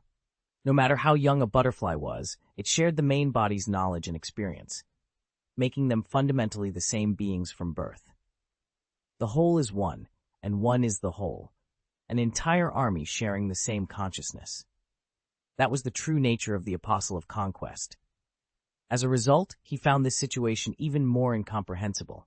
To be overwhelmed by mere humans, even if they weren't facing the main body, awakened individuals possessed only trivial levels of power. Report to the main body. This city is strange. Everyone lying in the capsules possesses mana, and all of them are not ordinary awakened ones. They are proficient in combat. They even lack fear. The bewilderment of the butterflies spread across various locations was being directly shared with the Apostle of Conquest's main body, as well as the words and actions of the humans they were fighting, along with their unusual combat prowess. Ha! Where do you think you're going, bug? Of all people, you came to me, the flame sorcerer Sung Jinwoo 2718. Flame Annette. Yeah, perfect timing. I just learned a new skill. Ice Spear. Whoa, what's this? A dungeon break. Would have been big trouble if it happened before clearing the tutorial. Thank goodness I applied for the beta test. Compared to the Tower of Trials, this single insect is nothing. Oh dear, sweetie. Were you scared? This dad is Sung Jinwoo 41196. What's there to be afraid of with a bug like this? Just stick close behind Dad. Boom, whoosh, pop, bang. Something was seriously wrong. Countless butterflies scattered across various locations were dying helplessly, their wings burned by fire magic, their torsos pierced by ice. The humans didn't freeze up despite the butterflies' swift attacks and killing intent, skillfully twisting their bodies to counterattack. The impressive exploits of numerous individuals were happening throughout the city. Could Yuri Orlov have deceived me? Doubt began to sprout in the Apostle of Conquest. Yuri Orlov had clearly stated that many humans in this city were merely lying still in capsules, playing games, making it an easy hunting ground. Yet, the reality was entirely different. Were all those supposedly incapacitated humans actually awakened individuals, skilled warriors equipped with various classes and skills, and possessing tremendous combat experience? Possibility of a trap? Unlikely. Yuri Orlov has no reason to betray me. The butterflies scattered everywhere exchanged opinions disjointedly, but the conclusion was singular, that human gains nothing by deceiving me. Then what is this situation? Another strange thing was the expressions on the faces of the humans introducing themselves everywhere as the nth Sung Jinwoo.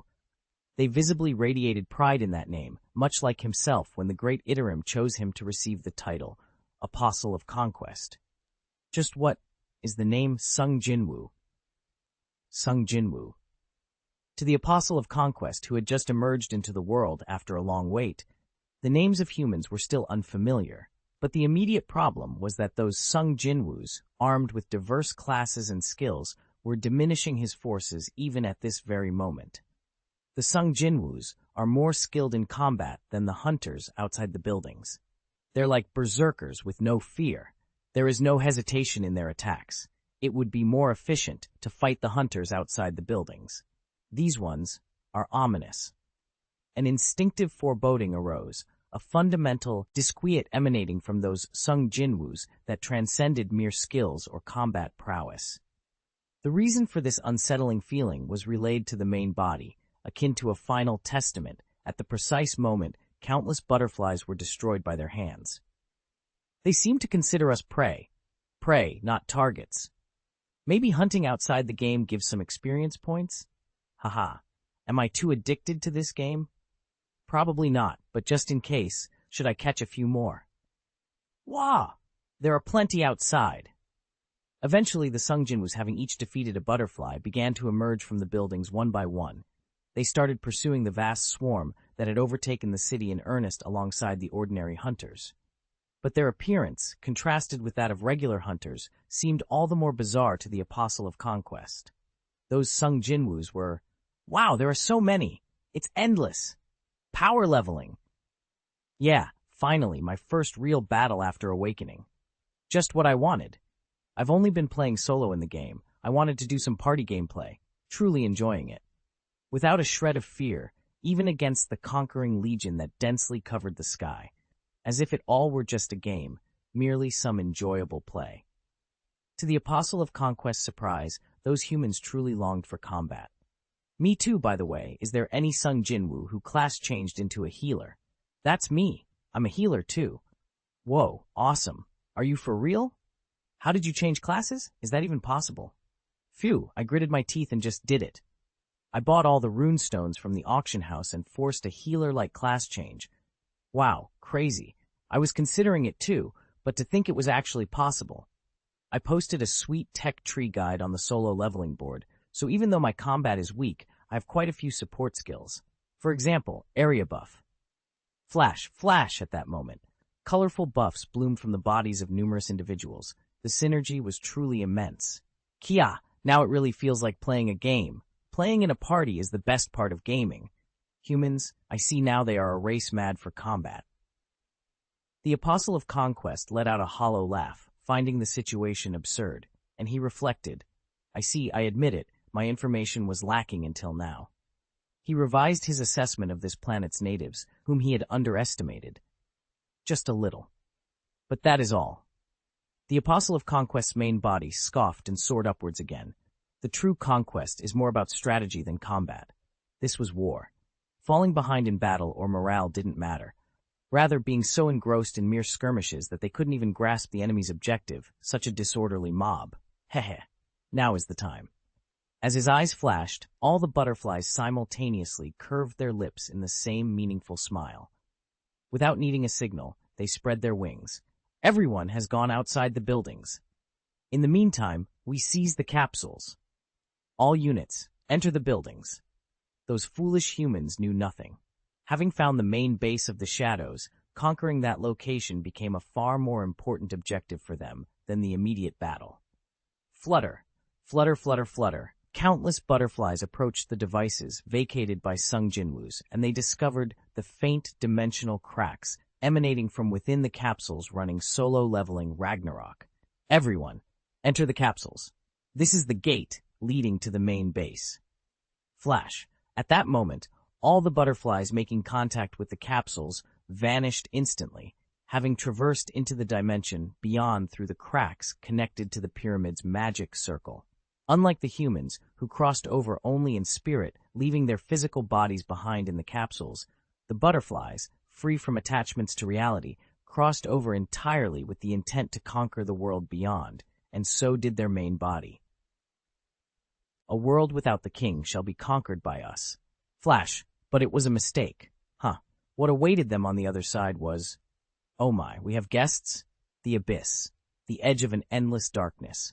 Welcome, for the insects of the outer universe to come visit us directly like this. There existed an insect that seemed to have been waiting for guests, wearing an utterly elegant and seductive smile. Who are you? Where is this? Facing that smile, the apostles of conquest felt unease and looked at each other. They had entered through different gates, but they had arrived at the same place. However, it was actually better this way, since so many butterflies had gathered in one place. Even if this was a trap, they just needed to crush it with force and conquer it. They asked the insect before them in unison. We ask, is this the Shadow Monarch's world? That's disappointing. Isn't it good manners to ask who I am before asking where this is? At the slightly hurt tone, the Apostle of Conquest stared intently at the insect before him. Where was this confidence coming from? That insect was waiting for them here, all alone. He wasn't curious about the identity of a mere insect. What mattered was the identity of this place. This place. Where is it? We ask. In the pitch-black darkness, killing intent erupted simultaneously from the bodies of the butterflies gathered in the center. That killing intent resembled the beautiful and radiant glory of the outer gods. Its momentum was like the manifestation of their mission to burn away all this darkness and conquer this land for their great god. But even as such murderous energy pressed down on her from all sides, the insect merely shrugged, unfazed. You're quite stubborn. Ask the correct question. Where is this place? Again, we asked where. Again. As the tedious conversation continued, the killing intent emanating from the butterflies burned ever more brilliantly. But the stronger the light, the deeper the darkness becomes. The fiercer their energy grew, the more profound the darkness surrounding them became. Then let me ask something else. If I tear you apart and kill you, will this darkness lift? Oh my, how scary. That might be difficult. At their threat, the insect feigned exaggerated fright, but her face, far from fearful, was smiling as if she found their words laughable. At the clear mockery, the Apostle of Conquest frowned. What do you mean? How about this? Apostle of Conquest, you have a truly wonderful name. You know my name. Who told you? An ant who devoured the brain of someone who died in vain. Isn't this situation amusing? We are all insects here. For the first time, the Apostle of Conquest narrowed his eyes, wary of the insect in the darkness. Not many knew his name, but that someone must surely be one of the apostles who had already died. Who are you? Hehe, you finally asked. Finally getting the desired question, the insect smiled refreshingly and introduced herself with an elegant posture. My name is Arsha, one who aspires to become the queen of insects. To that end, I am the queen of the void insects, who built a nest in the world tree, in the very center of the sea of the afterlife. Void insects? What are those? The Apostle of Conquest frowned at the name of a species he had never heard of. And just then, his patience for this meaningless conversation ran out. He jumped forward to tear apart that insect and devour it. Flutter, flutter, flutter. They attacked Arsha all at once. But then, do you know, Arsha smiled coquettishly, opening her arms wide, as if welcoming them. As insects that have crossed the void, journeyed beyond that distant outer universe, you are sufficiently qualified to become my worker bees. At that moment, shiver, the darkness opened its eyes. Only then did the Apostle of Conquest realize. It wasn't darkness. The darkness engulfing them wasn't darkness at all. It was merely the shadow of countless insects densely surrounding the area. Whoosh! Welcome, my new worker bees. Wink. At Arsha's gesture, the void insects, filling their entire vision, attacked the butterfly swarm all at once. Overwhelmed by the sheer numbers, the Apostle of Conquest gritted his teeth and commanded his subordinates. All units attack! This is a great holy war. Then, shiver! The Apostle of Conquest finally sensed a presence hidden by the countless void insects, unseen until now.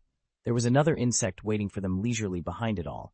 An ant with black steam blazing from its entire body. As their eyes met, he grinned widely, splitting his mouth. Conquest, you say? What you will be doing from now on is not conquest, but survival. Struggle desperately. Vermin of the outer gods. An antlion pit. This place was an antlion pit Baru had prepared for the Apostle of Conquest. Some time ago. Young master, I have found information about another apostle within the memories of the Apostle of Evolution. Baru shared the information he had learned while consuming the Apostle of Evolution's brain with Suho. The Apostle of Conquest. He operates in a different manner from the other apostles thus far. While the Apostle of Paradise corrupted the ecosystem and the Apostle of Evolution turned humans into test subjects, the Apostle of Conquest has been secretly breeding his own army. Breeding? Yes, his ability is to breed countless butterflies. They are all his clones, sharing a single consciousness and purpose, akin to a hive mind. What is the number of his troops? That, even the Apostle of Evolution didn't know the extent of the Apostle of Conquest's forces. Since the apostles served different gods and viewed each other as competitors, they thoroughly concealed important information. Only the Apostle of Paradise, who had provided Elvenwood to the Apostle of Conquest, knew his hiding place, but even he had no idea about the scale of the forces. However, one thing was certain. Even at this very moment, his forces were continuously breeding. Just as he was wary, the Apostle of Evolution had likewise been cautious of the Apostle of Conquest. Fortunately, the Apostle of Evolution had researched the power possessed by the Apostle of Conquest. Baru shared the characteristics researched by the Apostle of Evolution with Suho. His butterflies are subordinates and clones that perfectly share his consciousness. Therefore, if the main body dies, the strongest remaining butterfly among them is designated as the new main body. What? Then isn't he effectively immortal? Is it because they share memories and consciousness? Yes, the more butterflies there are, the more ceaselessly they revive, truly cockroach-like creatures. Truly like cockroaches. You mean if they aren't eradicated all at once, they'll keep breeding somewhere and crawling out. At this rate, shouldn't he be called the Apostle of Reproduction, not Conquest? It was a considerably tricky characteristic. Based on this information, Suho formulated countermeasures with Yujinho and Wu Jinchul, and they decided to use the Tower of Trials, which was currently under preparation. So, you mean to use the Tower of Trials as bait? Then we'll need to advertise it quite extensively. Yes, to make those hiding crawl out on their own, we must blatantly spread the shadow energy they are wary of, all over the world. The apostles of Itarim encountered so far had all been wary of shadow energy. As people say, once bitten, twice shy. Having encountered Sung Jinwoo's energy, even from the far reaches of outer space, the aura of the shadow dungeon would surely serve as sufficient bait for them. However, even with a trap set, Wu Jinchul's expression remained serious, as there were more than a few concerns. If their forces are that numerous, we must thoroughly prepare for the safety of civilians. No one knew when or where the invasion would begin. If they all emerged at once, even with hunters worldwide, it was impossible to be constantly on high alert for an attack whose timing and location were unknown. Therefore, the citizens themselves must be trained to take responsibility for their own safety. If they at least have the strength to protect their own families, the associations of each country can handle the rest. As Wu Jinchul spoke, he recalled the hopeless catastrophe he had experienced long ago. The people of the world who hadn't even listened to the simple instruction to evacuate as far as possible from the battle. Humanity at that time was ignorant, and because they knew nothing, they prioritized reckless courage and desire, and the result was nothing but utter despair and frustration. However, looking back on those days, the result likely would have been the same no matter where they fled. Woo Jinchul knew that fact. After all, if Hunter Sung Jinwoo hadn't been there, all life on Earth would eventually have been extinguished, no matter where they ran, perhaps even the planet Earth itself. In the war of great and supreme beings, humanity was infinitely weak. But from among those weak humans, the great Shadow Monarch was born. An E-rank hunter. The young man called humanity's weakest, ended all wars.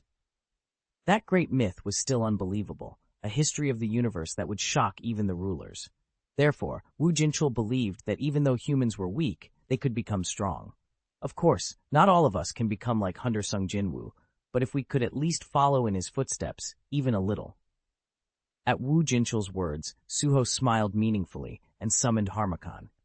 And Harmakan, instead of casting a mirage illusion over the entire Hyundai beach like Yavier did, extracted the most intense parts from the memories of just one person, Woo Jinchul, trauma. Just as the word implies, the most intense, unforgettable memories of war. And since all the history of the universe, directly injected by Sung Jinwoo, was intensely engraved in Woo Jinchul's mind, Tower of Trials tutorial was thus born. Did you know? The time on Earth was rewound several times in the past, by the power of the cup of reincarnation created by the Absolute Being.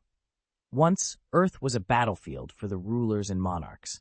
Caught up in that endlessly repeated war, the living beings on Earth met their end numerous times, and to undo their fleeting deaths, the rulers had used the cup of reincarnation to rewind Earth's time. Which means, my father's generation, that is, the souls of all humans living at that time, had already repeated death and life several times. Suho nodded immediately, understanding what Woo Jinchul was trying to say. Having visited the Sea of the Afterlife, the dimension where dead souls wander, several times, there was no way he wouldn't understand the meaning of those words. Especially Harmakan, the demonic spirit, a sorcerer who dealt with souls, understood its meaning even more precisely. Even if the memory isn't left in the body, the moments of death will be eternally engraved upon their souls. Souls that had repeated death numerous times.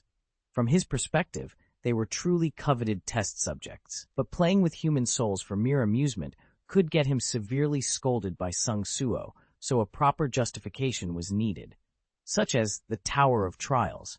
At Harmakan's proposal, the monarch of trials, Amit, bared his teeth and laughed heartily. The difficulty of the trials can be raised indefinitely. Weak beings that revive no matter how much you train them to death? For Amit, it was the ultimate amusement. Simultaneously, it was the perfect experimental ground suited to Harmakan's tastes. Thus, the Tower of Trials was completed. However, all those trials were exclusively for humans. It was a training ground designed to foster human growth. However, if a non-human crossed the dimensional wall through a game capsule, the system was designed to make them arrive in a completely different dimension. More specifically, in the void, right in the middle of a nest teeming with void insects. Ka! So it was a trap. The Apostle of Conquest burst into mad laughter. Void insects attacked from all directions. Their numbers were staggeringly vast. Whoosh! A trap. He had literally become a butterfly caught in a spider's web. As he suspected, this place was indeed a trap, thoroughly designed to ensnare him. But the Apostle of Conquest had anticipated such a possibility. It didn't matter to him if this was a trap. Hoo-hoo, it matters not if it's a trap. After all, I have infinite lives. The initial plan had gone awry, but thinking that he could further satiate his butterfly's hunger, it was actually a favorable turn of events. To dare challenge me with sheer numbers. Let us see who is the prey. Flash! Towards the void insects closing in from all sides, all his butterflies spread their wings, emitting a sacred radiance. Fwah! Eventually, the golden odor began to push back the darkness closing in from all sides. Do you see? This light is the divine power bestowed by my great God. It is the highly refined blessing of a god, on a different dimension from mere stardust and star fragments. Eventually, the golden light and the darkness began a tense tug-of-war. And Arsha's void insects, initially overwhelming, strangely failed to completely swallow the golden light. Grin. Why? Are you perplexed? Are you curious about the source of my power? The Apostle of Conquest looked at Arsha, smiling meaningfully. Did you truly think my forces amounted to merely this? Could it be that there are more of you? At those words, a strange light flickered in Arsha's eyes. But misunderstanding her expression, the Apostle of Conquest pushed back Arsha's void insects with an arrogant look. Of course. Did you truly think my forces targeted only this single city? My butterflies have already begun invading other locations. And now that I know this place is a trap, my other soldiers will not enter the Tower of Trials, but will attack the humans outside. Even though I may be trapped, my power shall be eternally infinite. Thus, the numerous butterflies, sharing the same consciousness, cried out in unison. And it was by no means a bluff. As he spoke, at this very moment, the skies of cities and countries adjacent to Russia were already being covered by countless swarms of butterflies. Flutter, flutter, flutter. The golden radiance began to sprinkle across the cities. It was the beginning of the great invasion. This is a great holy war. Burn all the souls here, offer them as sacrifices to my great God, and receive even greater blessings. For Itarim. With that, all the butterflies began to attack humans, unleashing their killing intent. But thud! Just then, an old man with white hair appeared, glaring at the sky, a wicked aura. He grasped the hilts of the two swords hanging at his waist, and concentrating tremendous energy, he swung them towards the swarm of butterflies filling his vision. Quang! With that single blow, a giant hole was pierced in the sky. Astonishment appeared on the faces of the butterflies at that formidable power. The 7-star hunter of China, Lu Jigong. He, once a national-level hunter, was here, having regained all his former strength. They are just numerous, nothing special. I'll take care of this side. He leisurely put his phone to his ear and contacted everyone. Then voices came through in sequence from the others. This is Chahae-in. I will handle this side. Rumble, accompanied by the sound of thunder that followed. Next came Sung Il-hwan's voice from another city. Sung Il-hwan here. I alone am sufficient here. And then, this is Sung Suho. I have found the hiding place where the main body was concealed. As soon as Sung Suho's words ended, the expressions of the Apostles of Conquest, who had been full of murderous intent, simultaneously stiffened. Conversely, a bright smile appeared on the face of Arsha, who had been in a tense tug-of-war with him. Oh my, why such an expression? Did you perhaps think these void insects were all I had? Thanks to the world tree, its roots stretching across all dimensions. It was impossible for Arsha's void insects nested there not to find something in this world. Especially if such enormous forces had arrived somewhere, finding the point of origin was not difficult at all. Besides, why are you so flustered? Perhaps you hid something important there. Grind. Unable to hide his bewilderment, the Apostle of Conquest gritted his teeth and vented his anger. First, kill all these insects. We retreat. At their abrupt change in attitude, Beru, who had been watching quietly until now, tilted his head. Could it be that this one had never glimpsed him in outer space? Escape? Do you genuinely believe you can leave here alive? Indeed, thinking back, there might be quite a few who didn't know Hai. Mem, because no one who has met me thus far has ever returned alive. Beru muttered, then grabbed and tore off the wings of the Apostle of Conquest's main body, which stood amidst the countless void insects and butterflies, so he couldn't escape. Rip! His wings were helplessly ripped apart by Beru's merciless claws. Be grateful to the young master. You will not die for some more time, not until all your clones are eradicated. Boom! Crack! Bang! Bang! Black shockwaves and explosions erupted repeatedly. Beru relentlessly pushed the Apostle of Conquest like a veritable thunderbolt.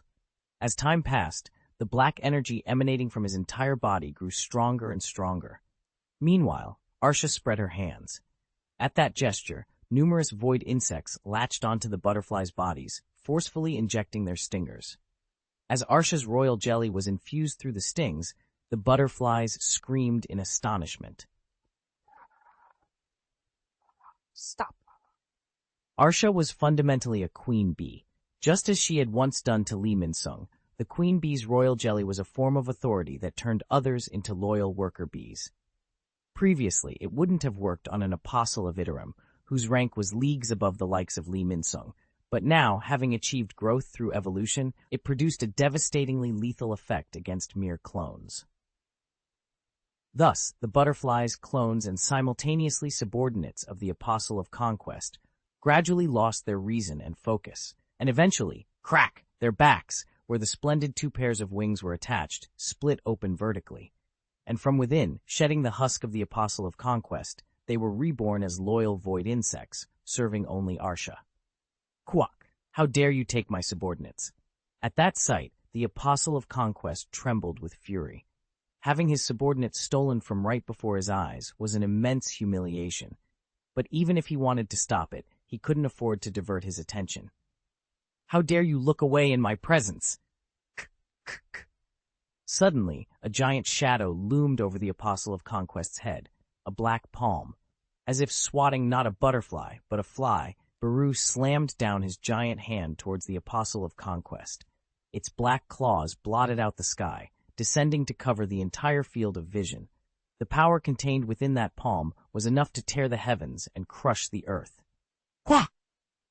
With that single blow, countless butterflies were annihilated instantly. The Apostle of Conquest, whose main body barely managed to evade, roared. The pain was immense, but the humiliation was beyond words. Arsha's void insects were already clinging to the crushed butterfly corpses, stabbing them with their stingers. He had anticipated the possibility of a trap, but this place could hardly be described as a mere trap. And this damned black ant, possessing such ridiculously overwhelming power, why did it even bother creating a trap? If he had known that such a being existed, I would have remained hidden. I would have gathered a stronger and larger army before revealing myself.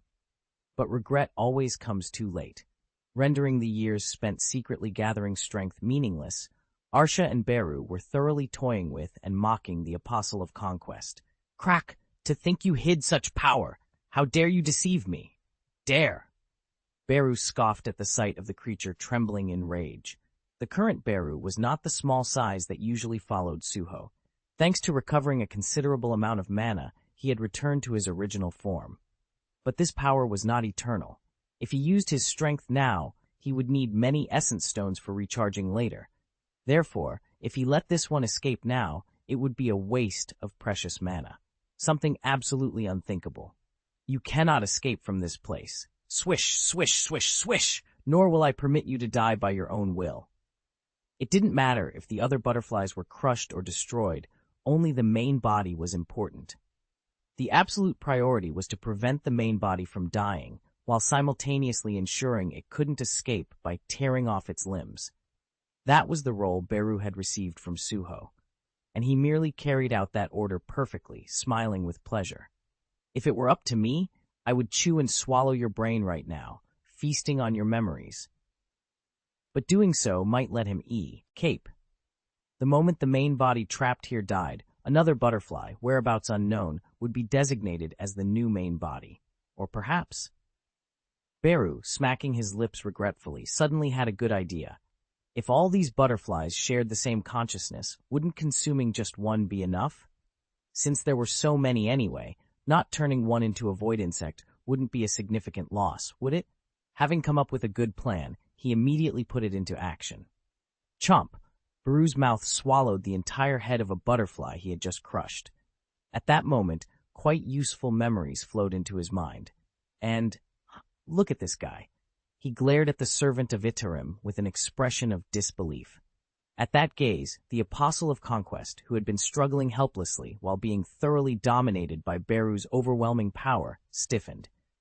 Don't tell me you, befitting a being composed of a hive mind, he was quick-witted, have the ability to read memories. The Apostle of Conquest couldn't finish his sentence, because Beru was clutching his throat. An answer wasn't needed anyway. What he had revealed so far was already sufficient to glimpse the true objective the Apostle of Conquest had been hiding. You, I see now, you didn't have just one or two hiding places. The Apostle of Conquest burst into mad laughter despite barely being able to breathe. There was a reason for it.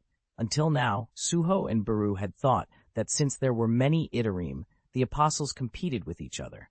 But conversely, it meant there were also apostles who served the same God. While some competed to curry favor with their God, others cooperated for the sake of a grand cause. For instance, to think you serve the same Itarim as the Apostle of Paradise. Kuhuhu, even if you know that, what changes? Our grand cause will eventually be achieved. Harmakan, bind this one with your magic. At Beru's call, Harmakan abruptly appeared. From the moment he unleashed his original power, Harmakan's attitude towards Beru had become extremely respectful. As ordered, he wrapped the limbless Apostle of Conquest in magical chains, then turned back and asked, Lord Beru, what shall you? I shall go to the young master. Open a gate there immediately. Yes. Hurry, the young master might be in danger. Whoosh! Harmakan opened a gate leading to Suho's shadow without a word. Beru's heart raced as he jumped straight into it. Based on the memories he had just read, the hiding place of the Apostle of Conquest that Suho had gone to find. Arsha, do not let a single one escape. Yes, leave this side to me. Surrounded by the newly created void insects, Arsha exuded a presence far more powerful than before. Meanwhile, Suho, having found the hiding place where the Apostle of Conquest was concealed, had arrived in Russia. Russia, Suho murmured, looking at the scenery unfolding before him. The largest country in the world, with a land area of a staggering 17 million square kilometers. Russia was famous for being extremely rich in resources due to its vast land. Plentiful resources meant it was also the optimal environment for growing elvenwood, and after the Apostle of Paradise's space-distorting barrier disappeared, it was the place where the most elvenwood had revealed itself worldwide. However, unlike other countries that mobilized forces to eliminate the suddenly appearing monstrous trees in panic, Russia was the only place that took no action. As if they already knew of its existence, they left it untouched instead of responding. Other countries, suspicious of this, had long applied political pressure and raised questions, but Russia stubbornly feigned ignorance. To summarize, it was roughly, we'll handle it ourselves, mind your own land. Russia had become a very politically closed-off country since the cataclysm. Such Russian diplomacy was highly abnormal, but the rest of the world did not find it particularly strange. Yuri Orlov. It was after he, an S-rank barrier specialist, became prime minister that the current Russia was born. Immediately after the cataclysm, Russia had descended into an apocalypse far surpassing North Korea in comparison. And within that infernal landscape, it was a federation of city-states living under the thorough protection guaranteed by Yuri Orlov's barrier. While this arrangement appeared peaceful on the surface, the reality was, we are the exiled. The place Suho arrived at, following the void insects, was none other than a village of people living outside the barrier. Or more accurately, people exiled outside the barrier. The reason for their banishment was evident. They resisted Yuri Orlov's dictatorship. However, we consider ourselves not the exiled, but the escapees from the fishbowl. The barrier of the S-rank hunter Yuri Orlov was potent, and consequently, the fishbowl he created was safe. Conversely, this meant that outside the barrier was hell, but they did not regret it. Though it is dangerous, we could not live as fish in a bowl. We are human, are we not? Suho, having discovered this place, learned much from them, about the man named Yuri Orlov, as well as the internal situation and calamities in Russia resulting from him. Inside the fishbowl, it has become an empire solely for Prime Minister Yuri Orlov, by Yuri Orlov. He's called Prime Minister, but he's no different from an emperor. Inside the fishbowl, his commands can never be defied. An emperor with absolute power, a wielder of absolute authority, difficult to achieve in modern society. That was Prime Minister Yuri Orlov. No matter how dangerous it is outside the fishbowl, I never want to go back inside. We must survive somehow. Among the Russians exiled from the fishbowl, there were several awakened individuals. Thanks to them, they barely managed to cling to life amidst the magical beasts outside the barrier. But their lives were ephemeral, constantly threatened by death at any moment. Their ultimate goal was to request aid from other countries, but the journey to the border itself was a continuous, life-threatening adventure. This was due to Russia's immense size. But today, They were exceptionally lucky. They encountered Suho in the middle of this vast hellscape. Gwa! Damn it! Magical beasts. Hide. Just then, hearing the roars of magical beasts from afar, the Russians conversing with Suho scattered in panic, running somewhere. But they certainly didn't abandon Sung Suho, the stranger they had coincidentally met on the road. You too, come quickly. This way leads to the underground cave where we've been hiding lately. In regions like Siberia, natural caves that formed over long periods were ubiquitous. And these places served as one of the few shelters offering temporary refuge from the threat of magical beasts. And they readily offered this sanctuary, found at the risk of their own lives, to Suho, whom they had met for the first time today. You're lucky. Today these people were very lucky, in many ways. Using skill storm of black flames. Quang! Highly compressed black flames melted the approaching swarm of magical beasts in an instant. At that absurd spectacle, the eyes of the people urgently fleeing into the cave filled with astonishment. But from Suho's perspective, his luck was just as good, because from the depths of the cave they guided him to, the aura of an outer god was faintly emanating. This is Sung Suho. I have found the hiding place where the main body was concealed. Convinced that this was the hiding place of the Apostle of Conquest, he made contact and began to survey his surroundings. And after some time, Suho noticed something strange. Why is this place so far from Elven Woods? According to the information Beru had obtained, the Apostle of Conquest bred his forces by attaching pupae to the Elven Woods. But for some reason, this location was quite distant from any of them. Then Sanctuary. A sanctuary is hidden here. Beru, having hastily crossed said dimensions, popped his head out from Suho's shadow just in time. There's an outer god's sanctuary inside this cave? Having understood those words, Suho's eyes flashed. Suho entered the cave. Young master, this way. I sense the outer god's energy from deep within. Beru, shrinking again to conserve mana, climbed onto Suho's shoulder and twitched his antennae. Deep inside the cave where he pointed was filled with impenetrable darkness, rendering anything invisible. But staring into that unseen darkness, Beru soon narrowed his eyes coolly. Indeed, it seems certain that the sanctuary is hidden within. At Beru's words, Suho nodded. Yes, now that I'm here, I can tell for sure. He had wondered why this place, unlike the other hiding spots, was so far from any Elvenwood, but that wasn't it. Obscured by the streams of the outer god's energy, he hadn't noticed it before, but from the end of this cave, he could faintly sense the same aura he felt from Elvenwoods. And Elvenwood was undoubtedly extending its roots to the end of this cave. So the Apostle of Conquest hid his sanctuary centered around Elvenwoods after all, not just on the surface, but underground too. Those exposed outside seemed to have already hatched into butterflies and left to invade the cities. But here, are you saying there are still pupae remaining? Beru narrowed his eyes, staring into the cave's depths. There was a reason he had rushed to find Suho. Young master, you must be cautious. Reading the Apostle of Conquest's memories, the pupa hidden here seemed somewhat special. Since he hadn't directly consumed the main body's brain, Beru had only read fragments of memory. From that alone, he could only surmise that the something within was extraordinary. But that was enough. Suho's sense stat was already reacting to the presence lurking deep within the darkness. Whatever it is, I'll find out when I get there. Suho's eyes flashed as black energy blazed around his entire body. Meanwhile, among the Russians exiled from Yuri Orlov's city, some watched Suho's retreating back, their eyes secretly gleaming. Members of the Outer Gods cult, those who had been captivated by the Itarim's radiant divine power and willingly became fanatics of the Outer Gods cult. Lucky to encounter him in a place like this. They were mixed among the people, but they hadn't been exiled from the city with them. They were the ones who had settled in this cave first, and who had lured the exiled people here. For the fanatics who had been living here, in the sanctuary, from the start, this situation was highly opportune. We did it to increase the number of believers, but to think that man would walk right in on his own. The fanatics, licking their lips, secretly stole glances at Suho's back. And when he found the location of the sanctuary and tried to go deeper into the cave, they concealed their expressions and followed him. We don't know why you're going in there, but it's dangerous alone. Let's go together.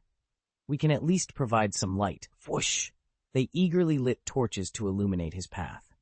Suho looked at them for a moment with a peculiar expression, then smirked and nodded. You're kind people, but it's okay. I'm just going to check something briefly. Please allow us to follow. We know it's shameless, but it seems we would be safer by your side. They had just witnessed Suho instantly dispatching the swarm of magical beasts. From their perspective, separating from someone like that was clearly the more dangerous option. Since the pretext was sufficient, even those who weren't Outer Gods cultists couldn't help but follow Suho. Thump, flicker. And so, together they headed towards the sanctuary where the elvenwood roots lay. Shadows flickered along the winding cave walls, illuminated by the torches. Young master. I know. Suho and Beru exchanged a cryptic conversation, but the Outer Gods cultists couldn't understand its meaning. They couldn't ever imagine there would be any way to discover their true identities. And even if that happened, it didn't matter. Their own safety meant nothing in the face of the great cause. For Itarim. As they stuck close behind Suho, they prayed inwardly to the Outer Gods, maintaining fearful expressions on the outside. To the Outer Gods cultists, Sung Suho was already very famous. No, infamous.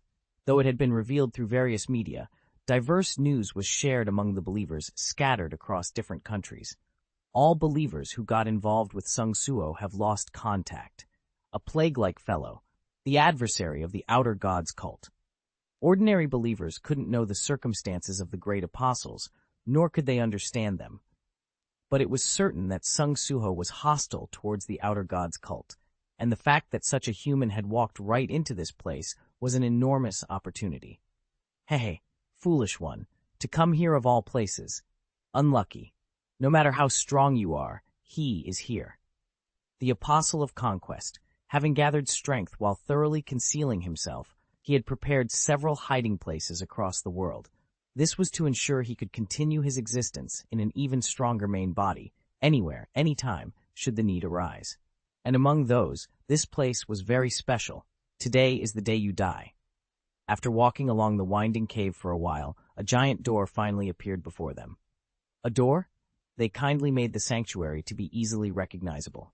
Indeed. Hearing Suho and Beru's nonchalant conversation, the Outer Gods cultists' lips twitched as they tried to suppress their sneers. Hey, are you sure it's okay? It looks suspicious even at first glance. To think there was an artificial door inside a cave.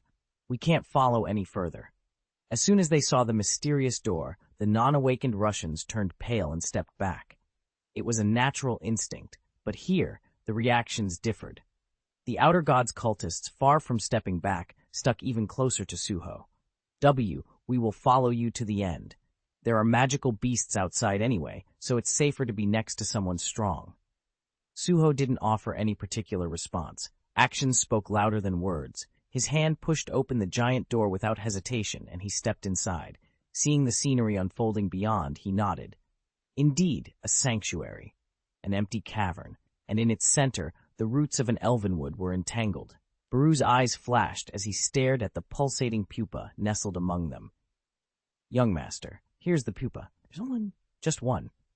But the extraordinary energy faintly flowing from that single pupa heightened Suho's vigilance. Beyond the translucent membrane, a human-shaped silhouette slept peacefully. He cautiously looked around and slowly approached the pupa. Just then, boom! With a loud noise, the door Suho had entered through slammed shut on its own. Suho turned around, unsurprised. There stood the Outer Gods cultists, having revealed their true colors, smiling wickedly. Finally caught you. Now you're finished. Once you've entered this place, you are now... Swish, gook. Silence. Dogs of the Outer Gods. Beru mercilessly beheaded one of them. At that moment, the expressions of the Outer Gods cultists, still smiling sinisterly, froze solid. It happened too quickly. The head of their comrade standing right next to them was rolling on the floor, still wearing a smile, unaware that its own neck had been severed. But even witnessing that horrific sight, the Outer Gods cultists neither screamed nor showed fear. Quite the opposite. How dare you? Rip. Suddenly, their backs split open, and two pairs of wings unfurled. Shedding the human guise they had worn until now, they were reborn as clones of the Apostle of Conquest. And without needing a signal, they lunged towards Suho and Beru. Swish! Bang! At the gesture of Beru's hand, which had instantly grown larger, they were thrown back in the opposite direction faster than they had charged. Young master, leave the small fries to me and focus on your well-being. Rip. Even before Beru finished speaking, someone tore through the suspicious pupa in front of Suho and walked out. But that appearance was strangely familiar. Suho searched his memory and murmured, "Where have I seen him before? Ah, America." He remembered. The video that Thomas Andre's closest aide, Laura, had shown him once. The S-rank hunter from America whom Thomas Andre had personally tracked down and killed during his investigation of the Outer Gods cult. No, to be precise, one who was a national-level hunter in a forgotten era. Christopher Reed. So that's the name that was attached to this body, was it? Christopher Reed, who had torn himself out of the pupa, replied to Suho's words with a sinister smile. But his expression was unnatural and bizarre, as if forcibly imitating a human. Suho frowned. Thomas Andre definitely killed him. Don't tell me they stole the body? Stole? We merely used it according to its original purpose. Rip. Surprisingly, the appearance of the one who had been storing power inside the pupa was that of Christopher Reed, who should have been long dead. And tearing through his back, 2 pairs of wings spread wide, just like the other Outer Gods cultists. But there was a fundamental difference in the presence and pressure emanating from Christopher Reed compared to them. Even the radiant divine power felt from the blazing patterns on his wings. Flash! Behold! Such a perfect vessel. It would be a waste not to use it. Wow, what a surprise! Despite his words, Suho's expression showed no surprise at all. Nor did Beru, who was slaughtering the Outer Gods cultists behind him. Indeed, from your perspective, there would be no vessel more coveted than former nation-level hunters. Then the apostle who lured Christopher Reed into the Outer Gods cult in the first place was... Yes, it was I. Whoosh. Before the answer was even finished, Christopher Reed's form shot towards Suho at blinding speed. No, more precisely, it was the clone of the Apostle of Conquest, using his body as a host. Indeed, the vessel of a former national-level hunter was sufficient for the apostles of Itarim. As it once contained the power of the rulers, it was a perfect vessel that wouldn't break even when filled to the brim with such immense Outer Gods energy. But, when it comes to the size of the vessel, this side is at no disadvantage. Somewhere along the line, the small dragon, Ragnar, who had appeared beside Suho, opened his eyes. But they were the utterly wild and ferocious eyes of the former monarch of destruction Antares. Moreover, the flames of destruction inherited from him intertwined with Suho's black shadow. Using skill Breath of Destruction. Chapter 340. Notice. What are the odds of coincidentally sitting next to someone you know on a plane? Thomas Andre, guided by the flight attendant to his first-class seat, recognized the passenger in the adjacent seat and asked, dumbfounded, "Don't tell me you're going to insist this is a coincidence? I wish you could see it that way, but I suppose that would be unreasonable?" A foreigner with blue eyes. Adam White, a high-ranking agent from the U.S. Hunter Bureau, smiled politely and bowed his head to Thomas Andre. "It's an honor to meet you again, Hunter Sung Jinwoo too." The second Sung Jinwoo. Thomas Andre chuckled upon hearing the name Adam White called him. Right after clearing the job change quest, Thomas Andre's character, who previously had no name or face, was finally granted both. However, despite being the very first to connect to the Tower of Trials, the reason he was given the nickname Sung Jinwoo II likely meant the real one was the first Sung Jinwoo, which meant, in turn, that the others who connected afterward would become 3, 4, 5 in the order they accessed the game. That was quite satisfying for Thomas Andre. It means I'm the human nearest to him, closer than anyone else. He was proud that he connected first. At the same time, his competitive spirit flared up, and he was determined not to fall behind those who connected after him. Thomas Andre turned his head and looked sideways. Then, his own reflection in the airplane window met his gaze. A highly developed muscular man was visible beyond the glass, looking back at him. My face. His avatar, initially lacking even facial features, finally regained its appearance after clearing the job change quest. Of course, that face wasn't Sung Jinwoo's, but Thomas Andre's original face. At first, it was just the facial features, but as his level increased, his physique gradually changed as well. Compared to the initial pathetic, scrawny body, he now looked exactly like Thomas Andre in his prime. The more I see it, the stranger it is. The more he played this game, the stranger he felt. Upon clearing the job change quest and proving his qualifications, he was finally granted the name Sung Jinwoo. Yet, the body given back was his own. This implied only one thing: the true purpose of this game, created by CEO Yoo Jin-ho. No, planned by Sung Suho.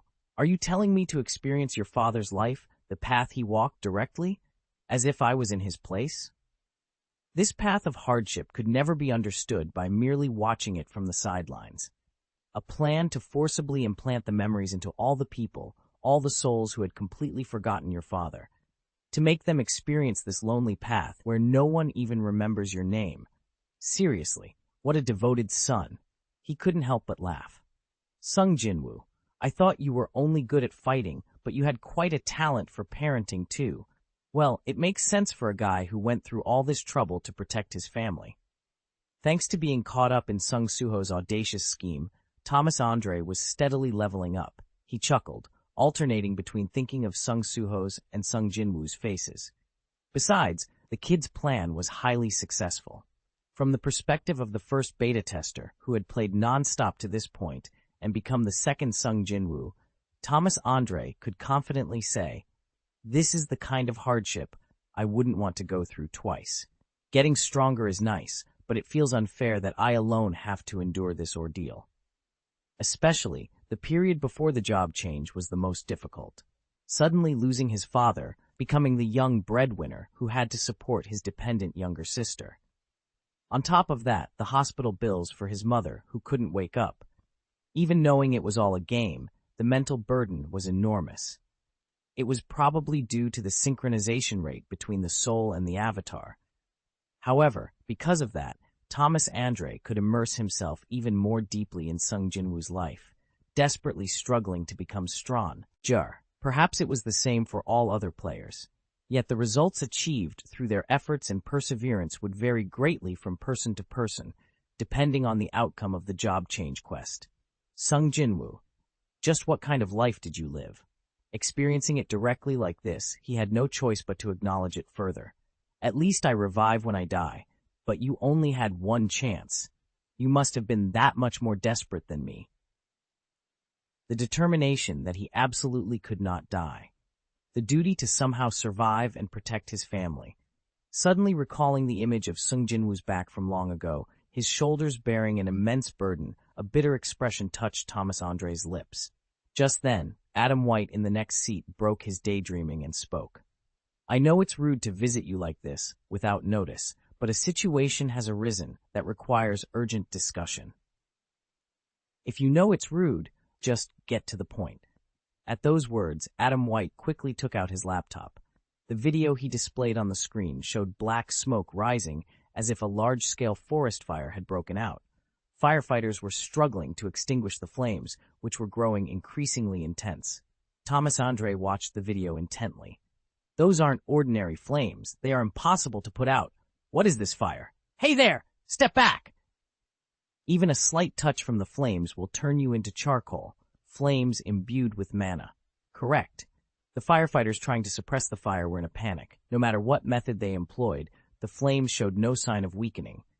Instead, they expanded, gradually closing in on them. Blackened trees fell and on the way down struck other trees, spreading the fire and creating new flames. The inferno surged forward like an angry wave. God, have mercy. Support? When is the support coming? Just then, mage hunters got out of a newly arrived helicopter. They unleashed water-based magic with all their might. And as the magical water spray struck the forest dozens of times, the flames slowly began to subside. Judging by the power of their magic, they were top-tier hunters. Flames that could only barely be suppressed when several top-tier hunters attacked with all their might. This meant that the one responsible for this incident was no ordinary hunter either. Could it be? Thomas Andre frowned as a memory from the erased past surfaced. Although he was immersed in the game's story, ultimately, All of this was something that had actually happened. Many events had blurred over the decades, but looking back, such a situation also existed in his memories. Here, look at the end part. Adam White forwarded the video to the final section. Pushing through the still rising acrid smoke, they entered the blackened forest, revealing the epicenter of the fire. There were signs that everything around had been swept outwards, indicating a massive explosion. Then a corpse lying face down in the center came into view, a gaping hole in its chest. 1,800 firefighters and 14 mage hunters were mobilized to extinguish the fire he caused. And top-tier hunters at that. 14 top-tier hunters had to exert their full power just to put out the remaining fire after the caster died. As far as Thomas Andre knew, there was only one person capable of such a feat. Chris. As expected, you recognize him. Yes, that is Hunter Christopher Reed. Something truly unbelievable had happened. One of the world's best hunters, classified as national level, had been murdered by someone. We also find it hard to believe, but he was clearly murdered. I killed him once too. Pardon? Forget it. Just kidding. Thomas Andre stroked his chin, lost in thought for a moment. Come to think of it, Christopher Reed of that era was a national-level hunter, a very powerful being who housed the power of the rulers within his body. But even he was like a mere puppy before the monarchs. He just didn't know it back then. Truly a frog in a well. When the opponent's rank was overwhelmingly higher, puppies couldn't help but mistake themselves for tigers. However, the Christopher Reed he himself had killed in this era hadn't even reached the national-level standard. An empty vessel, abandoned by the power of the rulers. He had willingly become an outer god's cultist to fill that emptiness with the energy of the outer universe. But having faced him directly, he was far inferior compared to his prime. Of course, Thomas Andre himself was in a similar state at the time, but he had been able to fight with all his might and defeat him. How pitiful! He was murdered in both timelines. It was truly a harsh fate.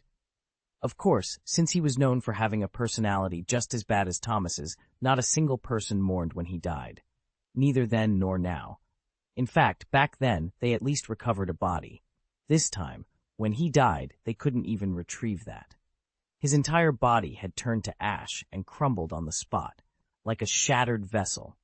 No, perhaps a little remained. Recalling the memory, it was ambiguous to call it Christopher Reed's body, but some residue had remained. His body turned to ash and scattered, the remains crumbling like brittle stone on the spot. Thomas Andre belatedly thought perhaps he should have gathered those ashes and made a grave for him. After all, Christopher Reed was a comrade in arms. They had defeated the Catastrophe-class dragon Kamish together. But right after killing him, this very Adam White now sitting next to him had appeared, aged by decades, and arrested him, leaving no time to collect the body. But then... Thomas Andre's expression, leisurely recalling the events of that day while sitting in his seat, suddenly hardened. Wait, something strange. Somewhere in the depths of his mind, a fragment of memory he hadn't paid attention to at the time suddenly surfaced. It was the moment he walked alongside the Hunter Bureau agents, over the remains of Christopher Reed, which had crumbled like stone. Flutter. At that time, in that place, a single butterfly had leisurely flown down and landed on the corpse. An ominous feeling had washed over Thomas Andre. He had dismissed it as nothing at the time, but was it really nothing? How? That was the place where 2 S-rank hunters had risked their lives and unleashed all their power. How could a mere butterfly leisurely wander around in the aftermath of such a devastating event? Shouldn't it have been instantly torn apart by the mana shockwaves? Don't tell me. As the ominous feeling intensified, Thomas Andre could no longer continue the game. He had to log out immediately and inform Sung Suho of this fact. Just if, the Outer God cult had some means to use Christopher Reed's body, even if only ashes remained. For the Outer Gods, there's no better suited vessel than that. A national-level hunter was a massive, empty vessel capable of containing the power of the rulers. Whether it was a corpse or whatever, what if there was someone who could utilize that vessel? No, perhaps because it's a corpse, they can squeeze out its power even more recklessly, without caring if the vessel breaks. Thomas Andre, as Christopher Reed's comrade in arms, knew him better than anyone. And of all things, his ability was poor compatibility with Suho. Using breath of destruction. The crimson-black flames spewing from Suho's mouth shot toward the Apostle of Conquest, manifested in Christopher Reed's form. The overwhelming inferno, like a dragon's breath, instantly dyed the cave interior crimson-black, like lava. But the moment the flames reached Christopher Reed, an unexpected event occurred. Whoosh! Far from being in pain, the Apostle of Conquest spread his arms wide, absorbing all the flames. Then, his body, engulfed in scorching hot fire, gradually began to expand. Ha! The laughter erupting from Christopher Reed's mouth was not that of a single person, a sinister resonance, as if thousands, tens of thousands of voices were overlapping. Red flashes burst from his eyes, and soon fierce flames erupted from his entire body. Thank you for this, to give such high-quality flames. Whoosh! His entire body engulfed in flames. His form was truly majestic. Flames flickered from the eyes of the monster, now easily exceeding 4 meters tall. Eventually, the 2 pairs of butterfly wings on his back spread wide, blazing brilliantly like those of a fiery angel. Thus, Suho's attack had ironically backfired. But there was one being who laughed this off as mere amusement. Christopher Reed, a national-level hunter possessing the power of the fire spirit, Ifrit, was he? Antares, the monarch of destruction, the king of dragons, spoke to Suho, recalling memories of the past. Now behold, that is what is called spiritualization, a method to fully manifest our power in this world, regardless of whether the vessel breaks. Quang! The result was tremendous. The numerous butterflies gathered Christopher Reed's remains, planted them like fertilizer in Elvenwood, and allowed fruits to form. Christopher Reed, reborn from the pupa, matured over a long time with the power of those fruits, appeared before Suho as a giant fire spirit armed in golden armor. And that power was immense enough to absorb even the breath of destruction Suho unleashed. It was only natural that Antares welcomed this situation so eagerly. This is the final trial, sung Suho, son of the Shadow who inherited the Dragon King's heart. Class Change Quest, Trial of the Dragon King, 4. The Dragon King chuckled, readily bestowing the final trial upon Suho. Devour that fire and show him the true power of destruction. He had always wondered. Suho had encountered Nidhogg several times before. The purpose was always to help the successors of other monarchs inherit the primordial darkness. And without exception, those successors could sense, among Nidhogg's heads, the specific one containing the darkness meant for them. It was a sense akin to instinct, a phenomenon possible because it was their ceremony. Perhaps Nidhogg itself deliberately revealed it to devour the successors. A so-called bait, an action to lure prey into its own mouth. And without exception, all those successors were drawn by that bait, unhesitatingly leaping into Nidhogg's maw themselves. That series of events was the succession ceremony, and 2 choices opened up before those devoured by Nidhogg. Either be consumed by the darkness as they were, or, conversely, devour that darkness and emerge outside. If they lacked the qualifications and chose the former, they would become one with the great and vast primordial darkness, melting away within Nidhogg's belly. If they chose the latter, they would proudly overcome the trial within, embrace the primordial darkness in their vessel, and be reborn as a new monarch. So what about me? Suho had witnessed all those succession ceremonies until now, and he couldn't help but wonder each time. So which one holds the darkness meant for me? He simply couldn't tell. What his own darkness was, which of Nidhogg's heads contained it. No matter how hard he looked, he simply couldn't notice it. The others recognized it immediately upon seeing it, so why can't I? Could it be that I still lack the qualifications? Impossible. He was a qualified candidate who had overcome the Dragon King's trials 3 times. In fact, hadn't he even obtained the title, qualified for the title of Dragon King, as a result? Then why? Even though he had met Nidhogg several times already, his eyes still saw nothing. He simply couldn't recognize which darkness was his. He had even asked the Dragon King Antares directly about this. Could it be, because I am my father's son? He was the son of the Shadow Monarch, and the Shadow Monarch was already a being embodying the primordial darkness itself. So, having been born his son, it was entirely possible that this body couldn't embrace another darkness. Indeed, wasn't he already using the shadow power like his father? So, even if his qualifications as the Dragon King had been thoroughly verified through 3 trials, could it be that Nidhogg itself refused to choose him?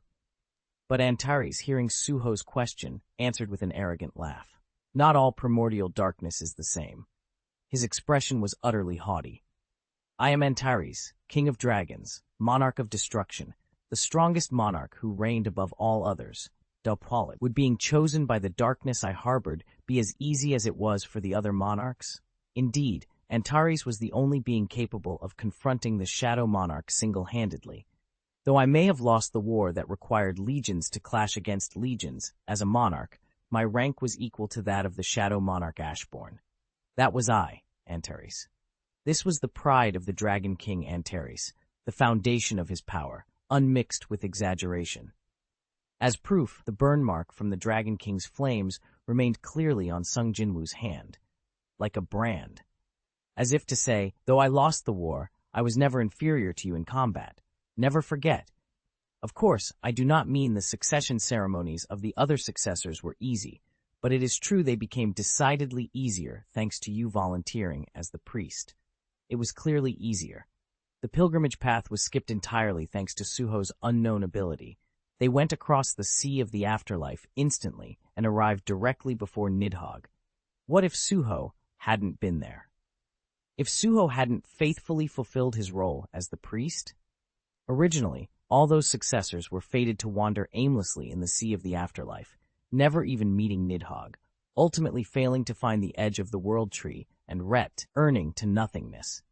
It wasn't just the Dragon King who saw it that way.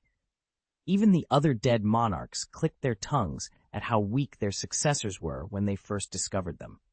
It was only natural, as all those successors were survivors, or perhaps refugees, who had barely survived to the end of the war with the Shadow Monarch. What great power could one expect from such individuals? But ironically, the one who helped those weaklings grow and even aided their succession ceremony was none other than Suho, the son of the Shadow Monarch. Antares chuckled and said, "Stop the idle thoughts and just get stronger. When the time comes, I myself will drop you into the fire." And finally, that time had come, right now, before Suho's eyes. Wearing the same expression as back then, chuckling, Antares readily dropped Suho into the middle of the fiery pit. You have accepted the job change quest. Generating dungeon for the job change quest. Rumble. A tremor ran through the place. The cave walls crumbled, and the ceiling melted like lava. The intensifying heat began to hotly envelop Suho. Young master. The moment Suho looked around, Beru, calling out to him in surprise, vanished from his sight. The figures of the fanatics fighting him, too. Even the giant door he had entered through. All completely vanished from his view. Thus, Suho was utterly isolated from reality, left alone with the Apostle of Conquest, reborn as a fire spirit through spiritualization. In this space, which had transformed into a complete inferno due to the flames the creature radiated, Suho instantly grasped the situation. A dungeon for the job change quest. It was different from the Dragon King's trials so far. This time, it was a full-fledged job change quest created by the system. Antares, the monarch of destruction, had completely isolated the space from Earth just for the quest. Now that this place had become a quest dungeon, disconnected from reality, he could unleash his power freely without destroying the surroundings. Furthermore, because the Apostle of Conquest had recklessly drawn upon the power of the outer universe, Antares had preemptively isolated the dimension to prevent the resulting shockwaves from tearing and collapsing Earth's dimension. Perhaps that was the Apostle of Conquest's underlying intention. Only if Earth's dimension collapsed could a giant hole be opened for the true forces of the outer gods to cross over. Ignore everything else and focus only on the trial before you.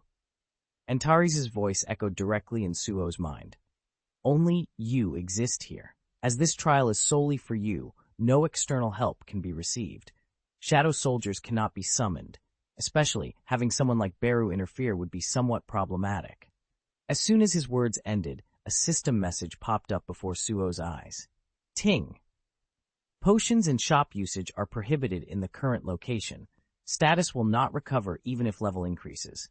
Antares had excluded Beru, but the system had blocked even potions and the shop. You cannot exit until the job change process is complete. Even the escape route. Suho let out a hollow laugh.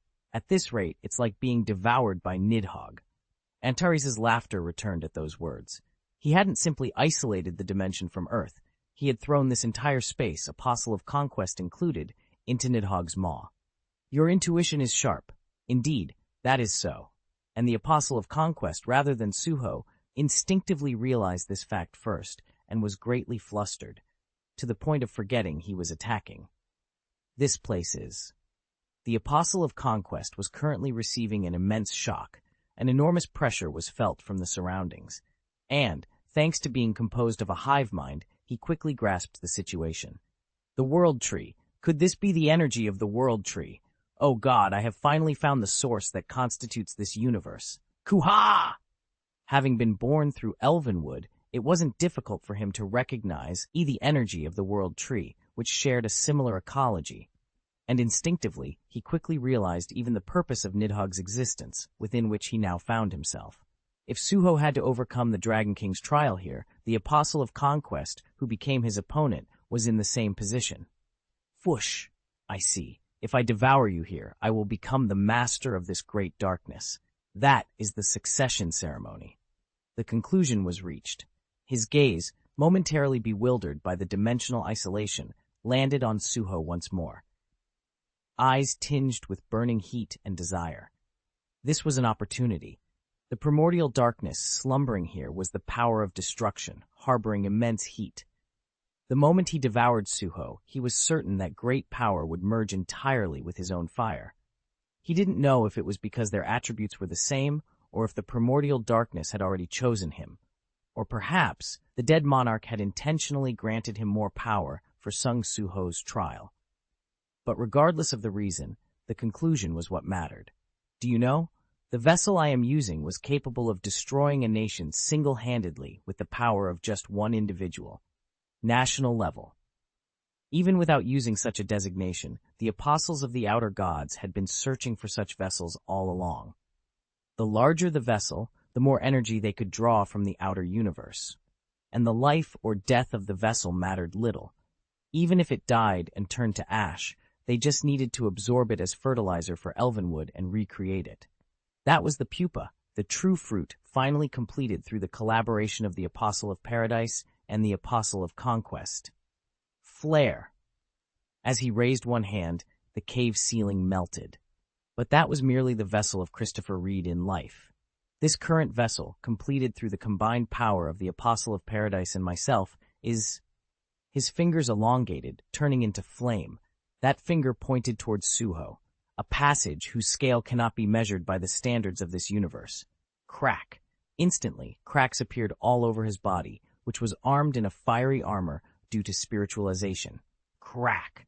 Those cracks spread like a spiderweb over his entire form. Then those cracks truly became passages, and the energy of the outer universe began to overflow, and bringing forth a great power into this place, enough to shatter this vessel. That was our goal. Grin. He smiled. Even if you isolated the dimension, bringing me before the World Tree was your clear mistake. Now I shall devour all the power here, and... He began to unleash his power in earnest. Whoosh! I shall become the monarch. Ish! He shot towards Suho. Simultaneously, hundreds, thousands of fiery projectiles rained down from all directions like missiles, targeting Suho. An actual rain of fire. Not a blizzard of harsh cold, but a dazzling typhoon of extreme heat swirled around him. Evading is useless. Boom, boom, boom. The numerous projectiles exploded everywhere before even reaching Suho's body. But before the heat of the explosions could dissipate, the flames, like living creatures, reformed, transforming into large and small fire butterflies. Those fire butterflies erratically changed direction, targeting Suho's blind spots, and then explosion again. Explosion. Explosion. Remember, due to the extreme heat, the cave floor began to boil. Rocks melted, turning into lava. From the ceiling, intense heat still shimmered like waves, and all of it lunged towards Suho. If Circa had faced winter, the entity he was fighting was summer. A fiery hell, like the heart of an active volcano. Ah, it feels like home. Do you recognize this place? Ignoring Suho's trial, Antares asked idly. There was no time to answer, but the reply arose in Suho's mind anyway. This was very similar to the place where Suho had first met the monarch of destruction, Antares. But the Suho of then and the Suho of now were different. Back then, if no T for his father's illusion, he would have burned to death right there under Antares' power. But now, it was different. Flick. Before he knew it, 2 daggers, Kamish's wrath, were held in Suho's hands. Made from the bones of the red dragon, they wouldn't melt even when enveloped in the Dragon King's flames. Rather, they were special weapons that grew sharper and stronger. Suho gripped the daggers in a reverse hold, his eyes smoldering calmly. That gaze was different from the Apostle of Conquest, who was boiling with madness. Even though he was in the midst of a catastrophe, there was no wavering in his eyes. Rather, they were cold and cool, like a volcano on the verge of eruption, slumbering peacefully at the bottom of a distant abyss. Flash! Suho leaped into the heart of the natural disaster assailing him from all directions, and he swung the 2 daggers held in a reverse grip, using skill slaughter. Swish, swish, swish, swish! As the scorching mana flowing from his second heart, the Dragon King's heart, personally handed over by Antares, intertwined with Kamish's wrath, he began to mercilessly shred all the calamities flying in from every direction. In that appearance, the Dragon King Antares briefly thought he saw his image, the face of a man who dared to stubbornly attack him, the monarch of destruction, long ago. His son asked Antares, "You said I couldn't summon shadow soldiers. Then what about my own shadow?" He didn't ask to get an answer. He could just try it himself. Shadow Extractional 2, Shape Transformation. No mana required. Arbitrarily changes the form of a shadow soldier. Suho changed his own shadow. No, his own soul. Arise. At that moment, from beneath Suho's feet, shwack! Suho's shadow enveloped his entire body, like armor. You have learned skill, spiritualization. He wouldn't have realized it on his own, but the moment Suho saw it right before his eyes, he instinctively understood. Spiritualization, he realized that he could do that too. He understood the method the moment he saw someone else drawing the power of the soul out beyond their vessel. If the vessel was weak, it would break. If it's smaller still, it won't endure and will shatter. But what about his own vessel? It was sufficient, more than enough. After all, he was the one who conquered the sea of the afterlife, who found the world tree, who fought Nidhogg time and again, the one who gave birth to several monarchs. That was Sung Suho himself. Yet, while the others had become monarchs, it was strange that he alone had still not inherited the primordial darkness. But now he knew the reason. As Antares had said, what mattered was the time, or, more accurately, the right catalyst. To prove one's qualifications, a trial befitting them is necessary. Only by overcoming that trial does the power gain a foundation. Not some illusion like baseless confidence, but proof of well-founded qualification was needed. To achieve that, the one thing Suho lacked was precisely the target. To inherit the power of destruction, Suho needed a clear target to thoroughly and mercilessly destroy. In the past, for the Dragon King Antares, that target was the army of the rulers. And the Dragon King, fiercely burning that distinct fuel, had ignited the flames that led the whole world to destruction. But now, right before Suho's eyes, you dare aspire to become a monarch? Foosh! An adversary had appeared, coveting what was rightfully his, spreading a fiery hell, deceptively resembling destruction itself, in all directions. The catastrophe unleashed by the Apostle of Conquest assaulted Suho. But, pathetic, Suho merely laughed. The Apostle of Conquest, trying to burn him to death with such a fake power, seemed utterly pathetic. How could such embers possibly hurt him? Flames of the outer universe lack foundation. They are not even the power of this world. As he clenched his fist, all those flames were swept into his hand. At that sight, the Apostle of Conquest's pupils trembled. What is this? His expression was clearly baffled by the unprecedented spectacle. Suho's transformation was different from any spiritualization the Apostle of Conquest had encountered before. That wasn't mere spiritualization. It was something more fundamental. At that ominous foreboding, the Apostle of Conquest struck Suho with even fiercer flames. But unlike him, Suho possessed a foundation. Thump, thump, his second heart, violently pulsing within his chest. The Dragon King's heart, inherited from Antares. The intense heat, like lava bursting from an active volcano deep inside. The flames of destruction, always threatening to incinerate Suho's body at any moment of carelessness. He decided not to suppress this power he had always kept in check any longer. I permit it. Go ahead. Run wild as you please. Rather, he freely unleashed the power he had restrained until now. Then, as if waiting, the flames devoured Suho. Lava bursts through a dam. Those flames were the power of destruction, incomparable to the embers ignited by a mere apostle of an outer god. The infernal flames erupted all at once, beginning to run rampant with the force to blast Suho's entire body apart. But, using skill, art of the iron body, he endured. Suho's vessel did not break. To shatter from just this would render all the hardships he had endured meaningless. Training, no forging he did to his spirit. The process of tempering, struck and crushed countless times, through that repeated agony becoming redder, hotter, yet ever harder, like the essence of metal. The daily training with Amut had strengthened Suho's vessel to the extreme, to a point where even the power of destruction could not break it. Remumble. Then the power of destruction lost its way and faltered. It wanted to run wild, but Suho's vessel was too stirred. Why? The aftermath shook his insides. Then Suho's soul became a shadow and enveloped the flames.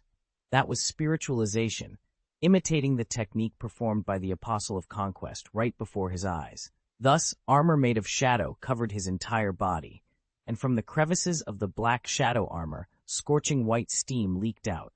The pure white energy emitted by the intensely condensed flames of destruction enveloped Suho's entire being, radiating outwards, like an active volcano on the verge of eruption.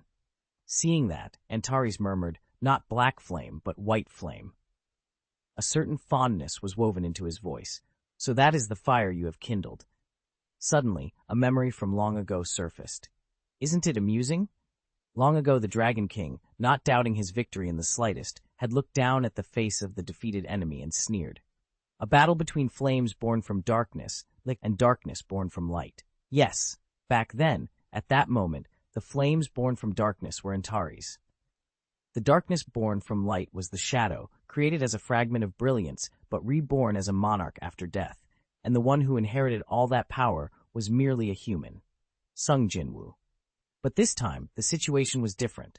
This time, the flames were born from all the darkness and light embodied in one body. Truly, he is his father's son. An irregular personifying all irony. That was Sung Jinwoo's son, Sung Suho. And after much time had passed, the Dragon King Antares was now watching the son of Sung Jinwoo inherit his power and grow in real time. And recalling that day's conversation, he murmured, "Now, the end is in sight." Schwak! Even at this moment, Suho's form was transforming ever more fiercely. The Kamish's wrath, swirling in his hands, gained an even sharper edge. Over the two blades, a white shadow blazed, burning as if they had become two longswords.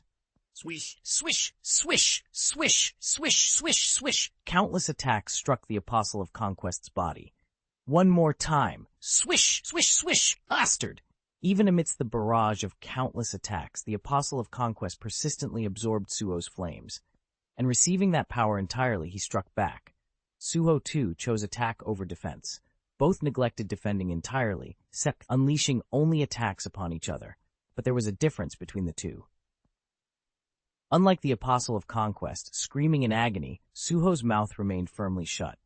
The pain must surely be similar, yet not even a small groan escaped. Wasn't he in pain? Impossible. Even the tenacity skill that usually protected Suho only reacted to physical damage. Right now, he was simply enduring it. So what if it hurt? Swish! Swish! Swish! He just had to hit back that much harder. Slash! Eventually, the Apostle of Conquest's wings were severed. Ah! The Apostle of Conquest agonized over the loss of his wings. Golden energy poured like blood from the places where they were cut off, but his body quickly began to regenerate, blazing with flames again, and the scattered droplets transformed into small, numerous fire elementals, scattering in all directions. Voices of anger erupted from them simultaneously. With just this, you think you can defeat me? The Apostle of Conquest roared furiously, raising both hands. The cave ceiling, completely melted, sent viscous lava masses raining down on Suho's head. It felt like facing a waterfall of immense heat. I shall show you. My power, I shall prove my qualification. The primordial darkness is mine. The image of Christopher Reed had completely vanished from the Apostle of Conquest. In its place remained only a pure fire elemental, blazing golden, 2 pairs of wings, immense in size, regenerated, and within those flames, countless faces writhed with distorted expressions. Even with a hive mind, Suho merely laughed. In times like these, a hunter simply needed to choose one of 2 options. Take down the strong one, rest, or start with the weaker ones. Suho chose the first method, stab. Instantly, his extended sword pierced the abdomen of the largest entity. It plunged so deep that only the hilt remained visible. The Apostle of Conquest vomited golden blood, but even that scattered immediately, attacking Suho with potent divine energy. Then he released the sword hilt, leaped upwards, spread his empty hand wide, and struck the air downwards. Ruler's authority. Then, a giant, transparent palm appeared in the air, striking down the Apostle of Conquest. Boom, crushing him flat, repeatedly, boom, boom, boom, cook, this power. Under the successive attacks, the Apostle of Conquest simply couldn't regain his senses. He couldn't understand. Why the power of the rulers, encountered in the outer universe, beings different from the Shadow Monarch, rooted in darkness. How could this human possibly wield the power of the rulers? The ruler's authority wasn't mere telekinesis. It was literally an authority. In other words, a divine power born not from the outer universe but from this universe. Moreover, it was a divine power that enabled creations to kill the one who created them by their own will. The God-killing power. Swish! In the meantime, Suho had already closed the distance right before his nose. And raising the remaining Kamish's wrath high, he forcefully stabbed it into the Apostle of Conquest's eye, deep enough to pierce the eyeball and penetrate the brain beyond. Boom! And finally, the Apostle of Conquest's spiritualization cracked. Crack! Starting with that crack. Crack! His body shattered like broken pottery. At that moment, all the heat contained within burst out toward Suho at once, like fireworks. But he did not avoid any of that power. He accepted it all. Whoosh! He sucked it all in. Wait! No! Stop! Then, the small elementals scattered around urgently raised their voices toward Suho. The vessel we painstakingly created. How hard we worked to make that. It was the most optimal vessel to become our main body. Voices filled with palpable regret. Not begging for life, but loaded with pure frustration, disappointment, as well as anger and thirst for vengeance. But what could they do? All the power they had gathered until now flowed entirely to Suho, devoured completely by the Dragon King's heart nestled within him. And then... Ting! Ting! Conditions met for class change quest, Trial of the Dragon King 4. Simultaneously, the Dragon King Antares, appearing in Ragnar's form, burst into laughter. His immense satisfaction with Suho's performance was clearly felt. But Suho focused more on the system message appearing before his eyes than on Antares. Your class will be determined shortly. Advancement to a higher class is possible based on the acquired advancement points. Acquired advancement points? At the game-like expression, he recalled something Baru had told him once. The great sorcerer of the demonic realm, Kandiaru, had created this level-up system he inherited from his father to grow a human vessel capable of containing the power of a monarch. And that method borrowed the rules of games familiar to humans, analyzing players' actions to assign a suitable class. My actions, acquired points, higher class? Suho, staring at the continuing system messages, suddenly turned his head sideways. There, the remaining small fire elementals were trembling with rage as they looked at him. Uwa, no! Just you wait! How dare you! But what could they do? The battle was already decided. However, it still wasn't enough. What's with that dissatisfied expression? As Suho suddenly licked his lips looking at them, the Dragon King Antares regarded him with a curious look. But contrary to his words, a strange sense of anticipation flickered in Antares' eyes. Suho spoke resolutely. System. Wait, stop the tally. He didn't know if communication with the system was possible, but he wanted to stop it for now. Suho maintained his spiritualization state. There are still advancement points left to acquire. At those words, Antares' lips curled into a wide grin. Even though the Dragon King himself had declared the trial over, Suho was still brimming with ambition. Through various mouths, Suho already knew the entire process of his father's class change. Sung Jinwoo had skipped the initial class during his quest, ascending directly to the final one in one go. If he had followed the path originally set by the system, after becoming a necromancer in the first quest, he would have steadily accumulated more experience points and become the Shadow Monarch in the next class change quest. But Sung Jinwoo hadn't done that. With grit and tenacity, he had accumulated more and more advancement points all at once, clearing both the first and second class changes instantly. And Suho, too, had endured the grueling trials of the Dragon King 4 times to reach this point. But accomplishments, every path I've walked so far, if all those experiences combined are what allows for advancement to a higher class, I can still do more. Having reached a conclusion, resolute determination appeared in Suho's eyes. Did that determination reach the system? Ting, ting. The continuous system message suddenly stopped, and then silence.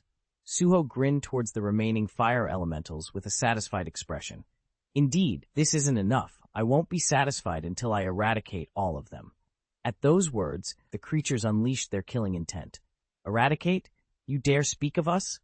Do you think the vessels our main body prepared exist only here? Killing us is useless. We are one whole, eternal and immortal. We can change our main body anytime. That is why we always consider numerous variables and have prepared various and many vessels. How kind. But aren't you revealing such important secrets too easily? Secrets? Heh. The time of secrets is now over. Since you thieves stole our memories anyway, there's no need to hide, and it has already begun. What has? At Suho's question, the fire elementals sneered at him in unison, while you were trapped here. What do you think is happening on the other side of Earth? The other side of Earth? At Suho's reaction, they smiled meaningfully. Quantity over quality. If the vessel here was quality, quantity resides there. Perfect timing. Hearing the fire elemental's words, Suho spoke with a meaningful expression. System, you said you'd analyze my deeds to grant a suitable class. If you're going to evaluate them, do it thoroughly. Towards the system that was tallying his acquired advancement points, Suho raised the corners of his mouth and said, Though I am doing this to inherit the primordial darkness, know that if I wished, I could have severed Nidhogg's head at any time. Conquering the World Tree meant exactly that. Making his main base, right beneath Nidhogg, meant he could forcibly hunt it if he so chose. Of course, even if he cut off its head and took the primordial darkness by force, it would be useless if there was no one to properly inherit it. But conversely, it meant he could just hand it over if he found a vessel capable of handling that darkness. What if the vessel wasn't sufficient? Well, he could just keep breaking it until it was, tempering it to enlarge the vessel. Wasn't that the very purpose for which Kandiaru designed the level-up system? To grow humans, making them vessels capable of containing a monarch. And just in time, Ting is born. Suho, confirming a system message, grinned and spoke. System, record this as my deed as well. It seems I've just completed another vessel. Bubble Bubble, USA. Below the calm surface of New York Harbor, something unnoticed for a long time stirred, breaking the peaceful moment when the Statue of Liberty quietly watched over the city. Thump, a great vibration began deep underwater. At first, it was a small ripple. Tourists thought it was merely the wake of a passing boat, but the ripple soon became a wave, and then the water began to churn as if boiling. Quang! Suddenly, the waters of New York Harbor split apart as if from an explosion, and from within, a colossal figure of unimaginable scale soared upwards. First, 2 giant antennae emerged from the water, followed by the unfurling of 2 pairs of enormous wings. It was a butterfly so massive that even the Statue of Liberty seemed small beside it. Its wings, shimmering with intersecting gold and black, were dazzling as if reflecting 1,000 suns. Each flap sent fierce winds crashing into the city. Quang! What is that? God have mercy!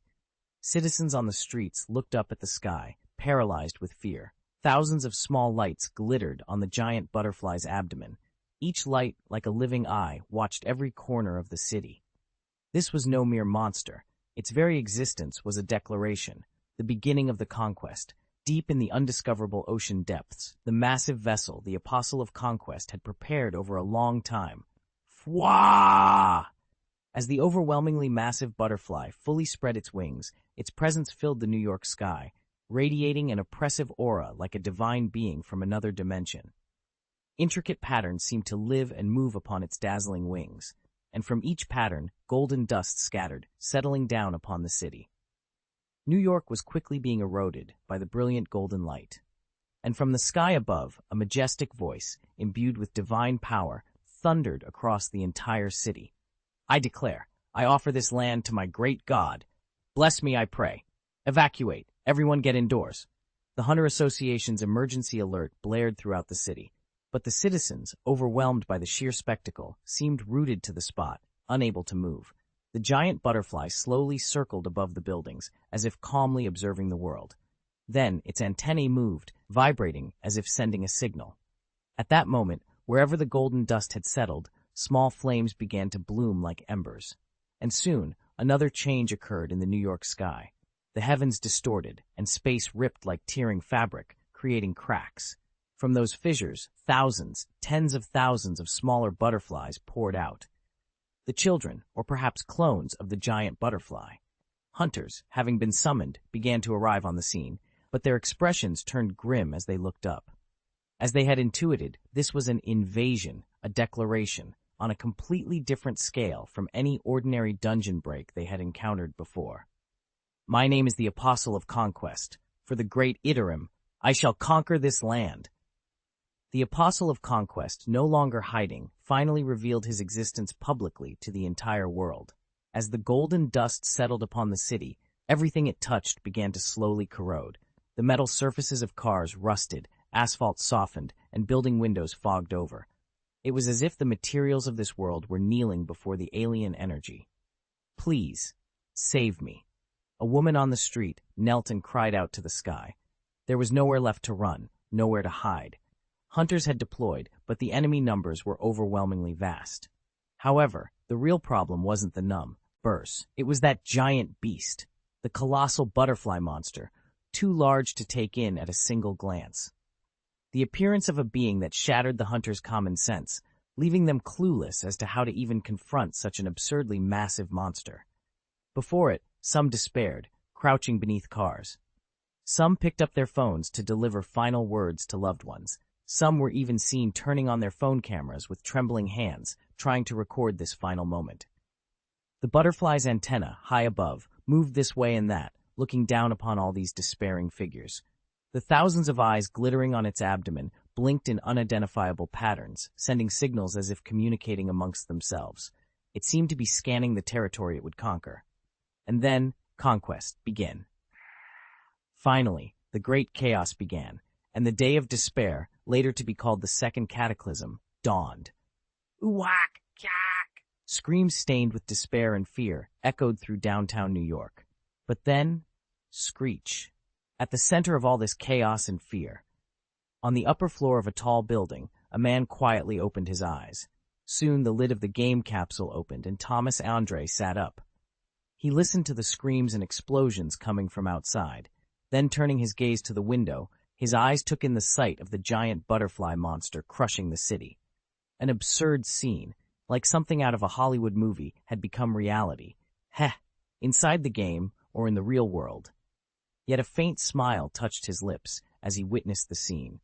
The golden divine energy of the outer god poured through the window. As if dazzled by it, Thomas Andre narrowed his eyes slightly and extended his hand to the side.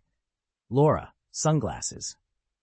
At his voice, his waiting secretary approached and handed him sunglasses. Thomas Andre casually accepted and put them on, even as the world seemed to crumble around him. Shall I prepare the helicopter? Ah, no need. Dismissing Laura's words, Thomas Andre leisurely walked, not towards the elevator, but towards the window overlooking the giant beast. The closer he got, the more details of the situation in New York became visible. Streets dominated by chaos, people running frantically in all directions, cars colliding, streetlights, knocked down by the giant butterfly's wing beats, lay scattered everywhere. Crash! Thomas Andre leaped through the window towards that catastrophic scene. His massive body cut through the wind, plummeting towards the ground at high speed, accelerated by gravity's pull. His white hair, like a lion's mane, fluttered behind him. Boom! As his sandaled feet landed on the ground, the road beneath him cracked and sank inwards. At that moment, flinch. His presence was instantly detected by the giant butterfly's senses. A large old man in a Hawaiian shirt was trudging towards it, but contrary to his leisurely gait, an ominous threat, completely different from other humans, was detected from him. Instantly, the butterfly moved, following its instinct. Boom! From the sky above, the butterfly's massive legs slammed down, an overwhelming attack, as if intending to crush an ant. Before it, Thomas Andre grinned and thrust out his own fist, muttering a single word: giantification. At that moment, with that single word, an immense force exploded from Thomas Andre. His body began to rapidly expand with a roar like space-time itself was tearing apart. Goliath, befitting the nickname that had always preceded his name. Quang! Thomas Andre's fist, transformed into a giant's, collided head-on with the giant butterfly's attack. The shockwave generated from the collision spread out in all directions like the blast of a nuclear explosion. The windows of nearby buildings shattered instantly. Cars flipped over like toys. People were swept away by the fierce wind. At the spot of that tremendous collision, Thomas Andre grinned like a mischievous boy and spread his other hand wide. Not so fast. That's Dangero. Us.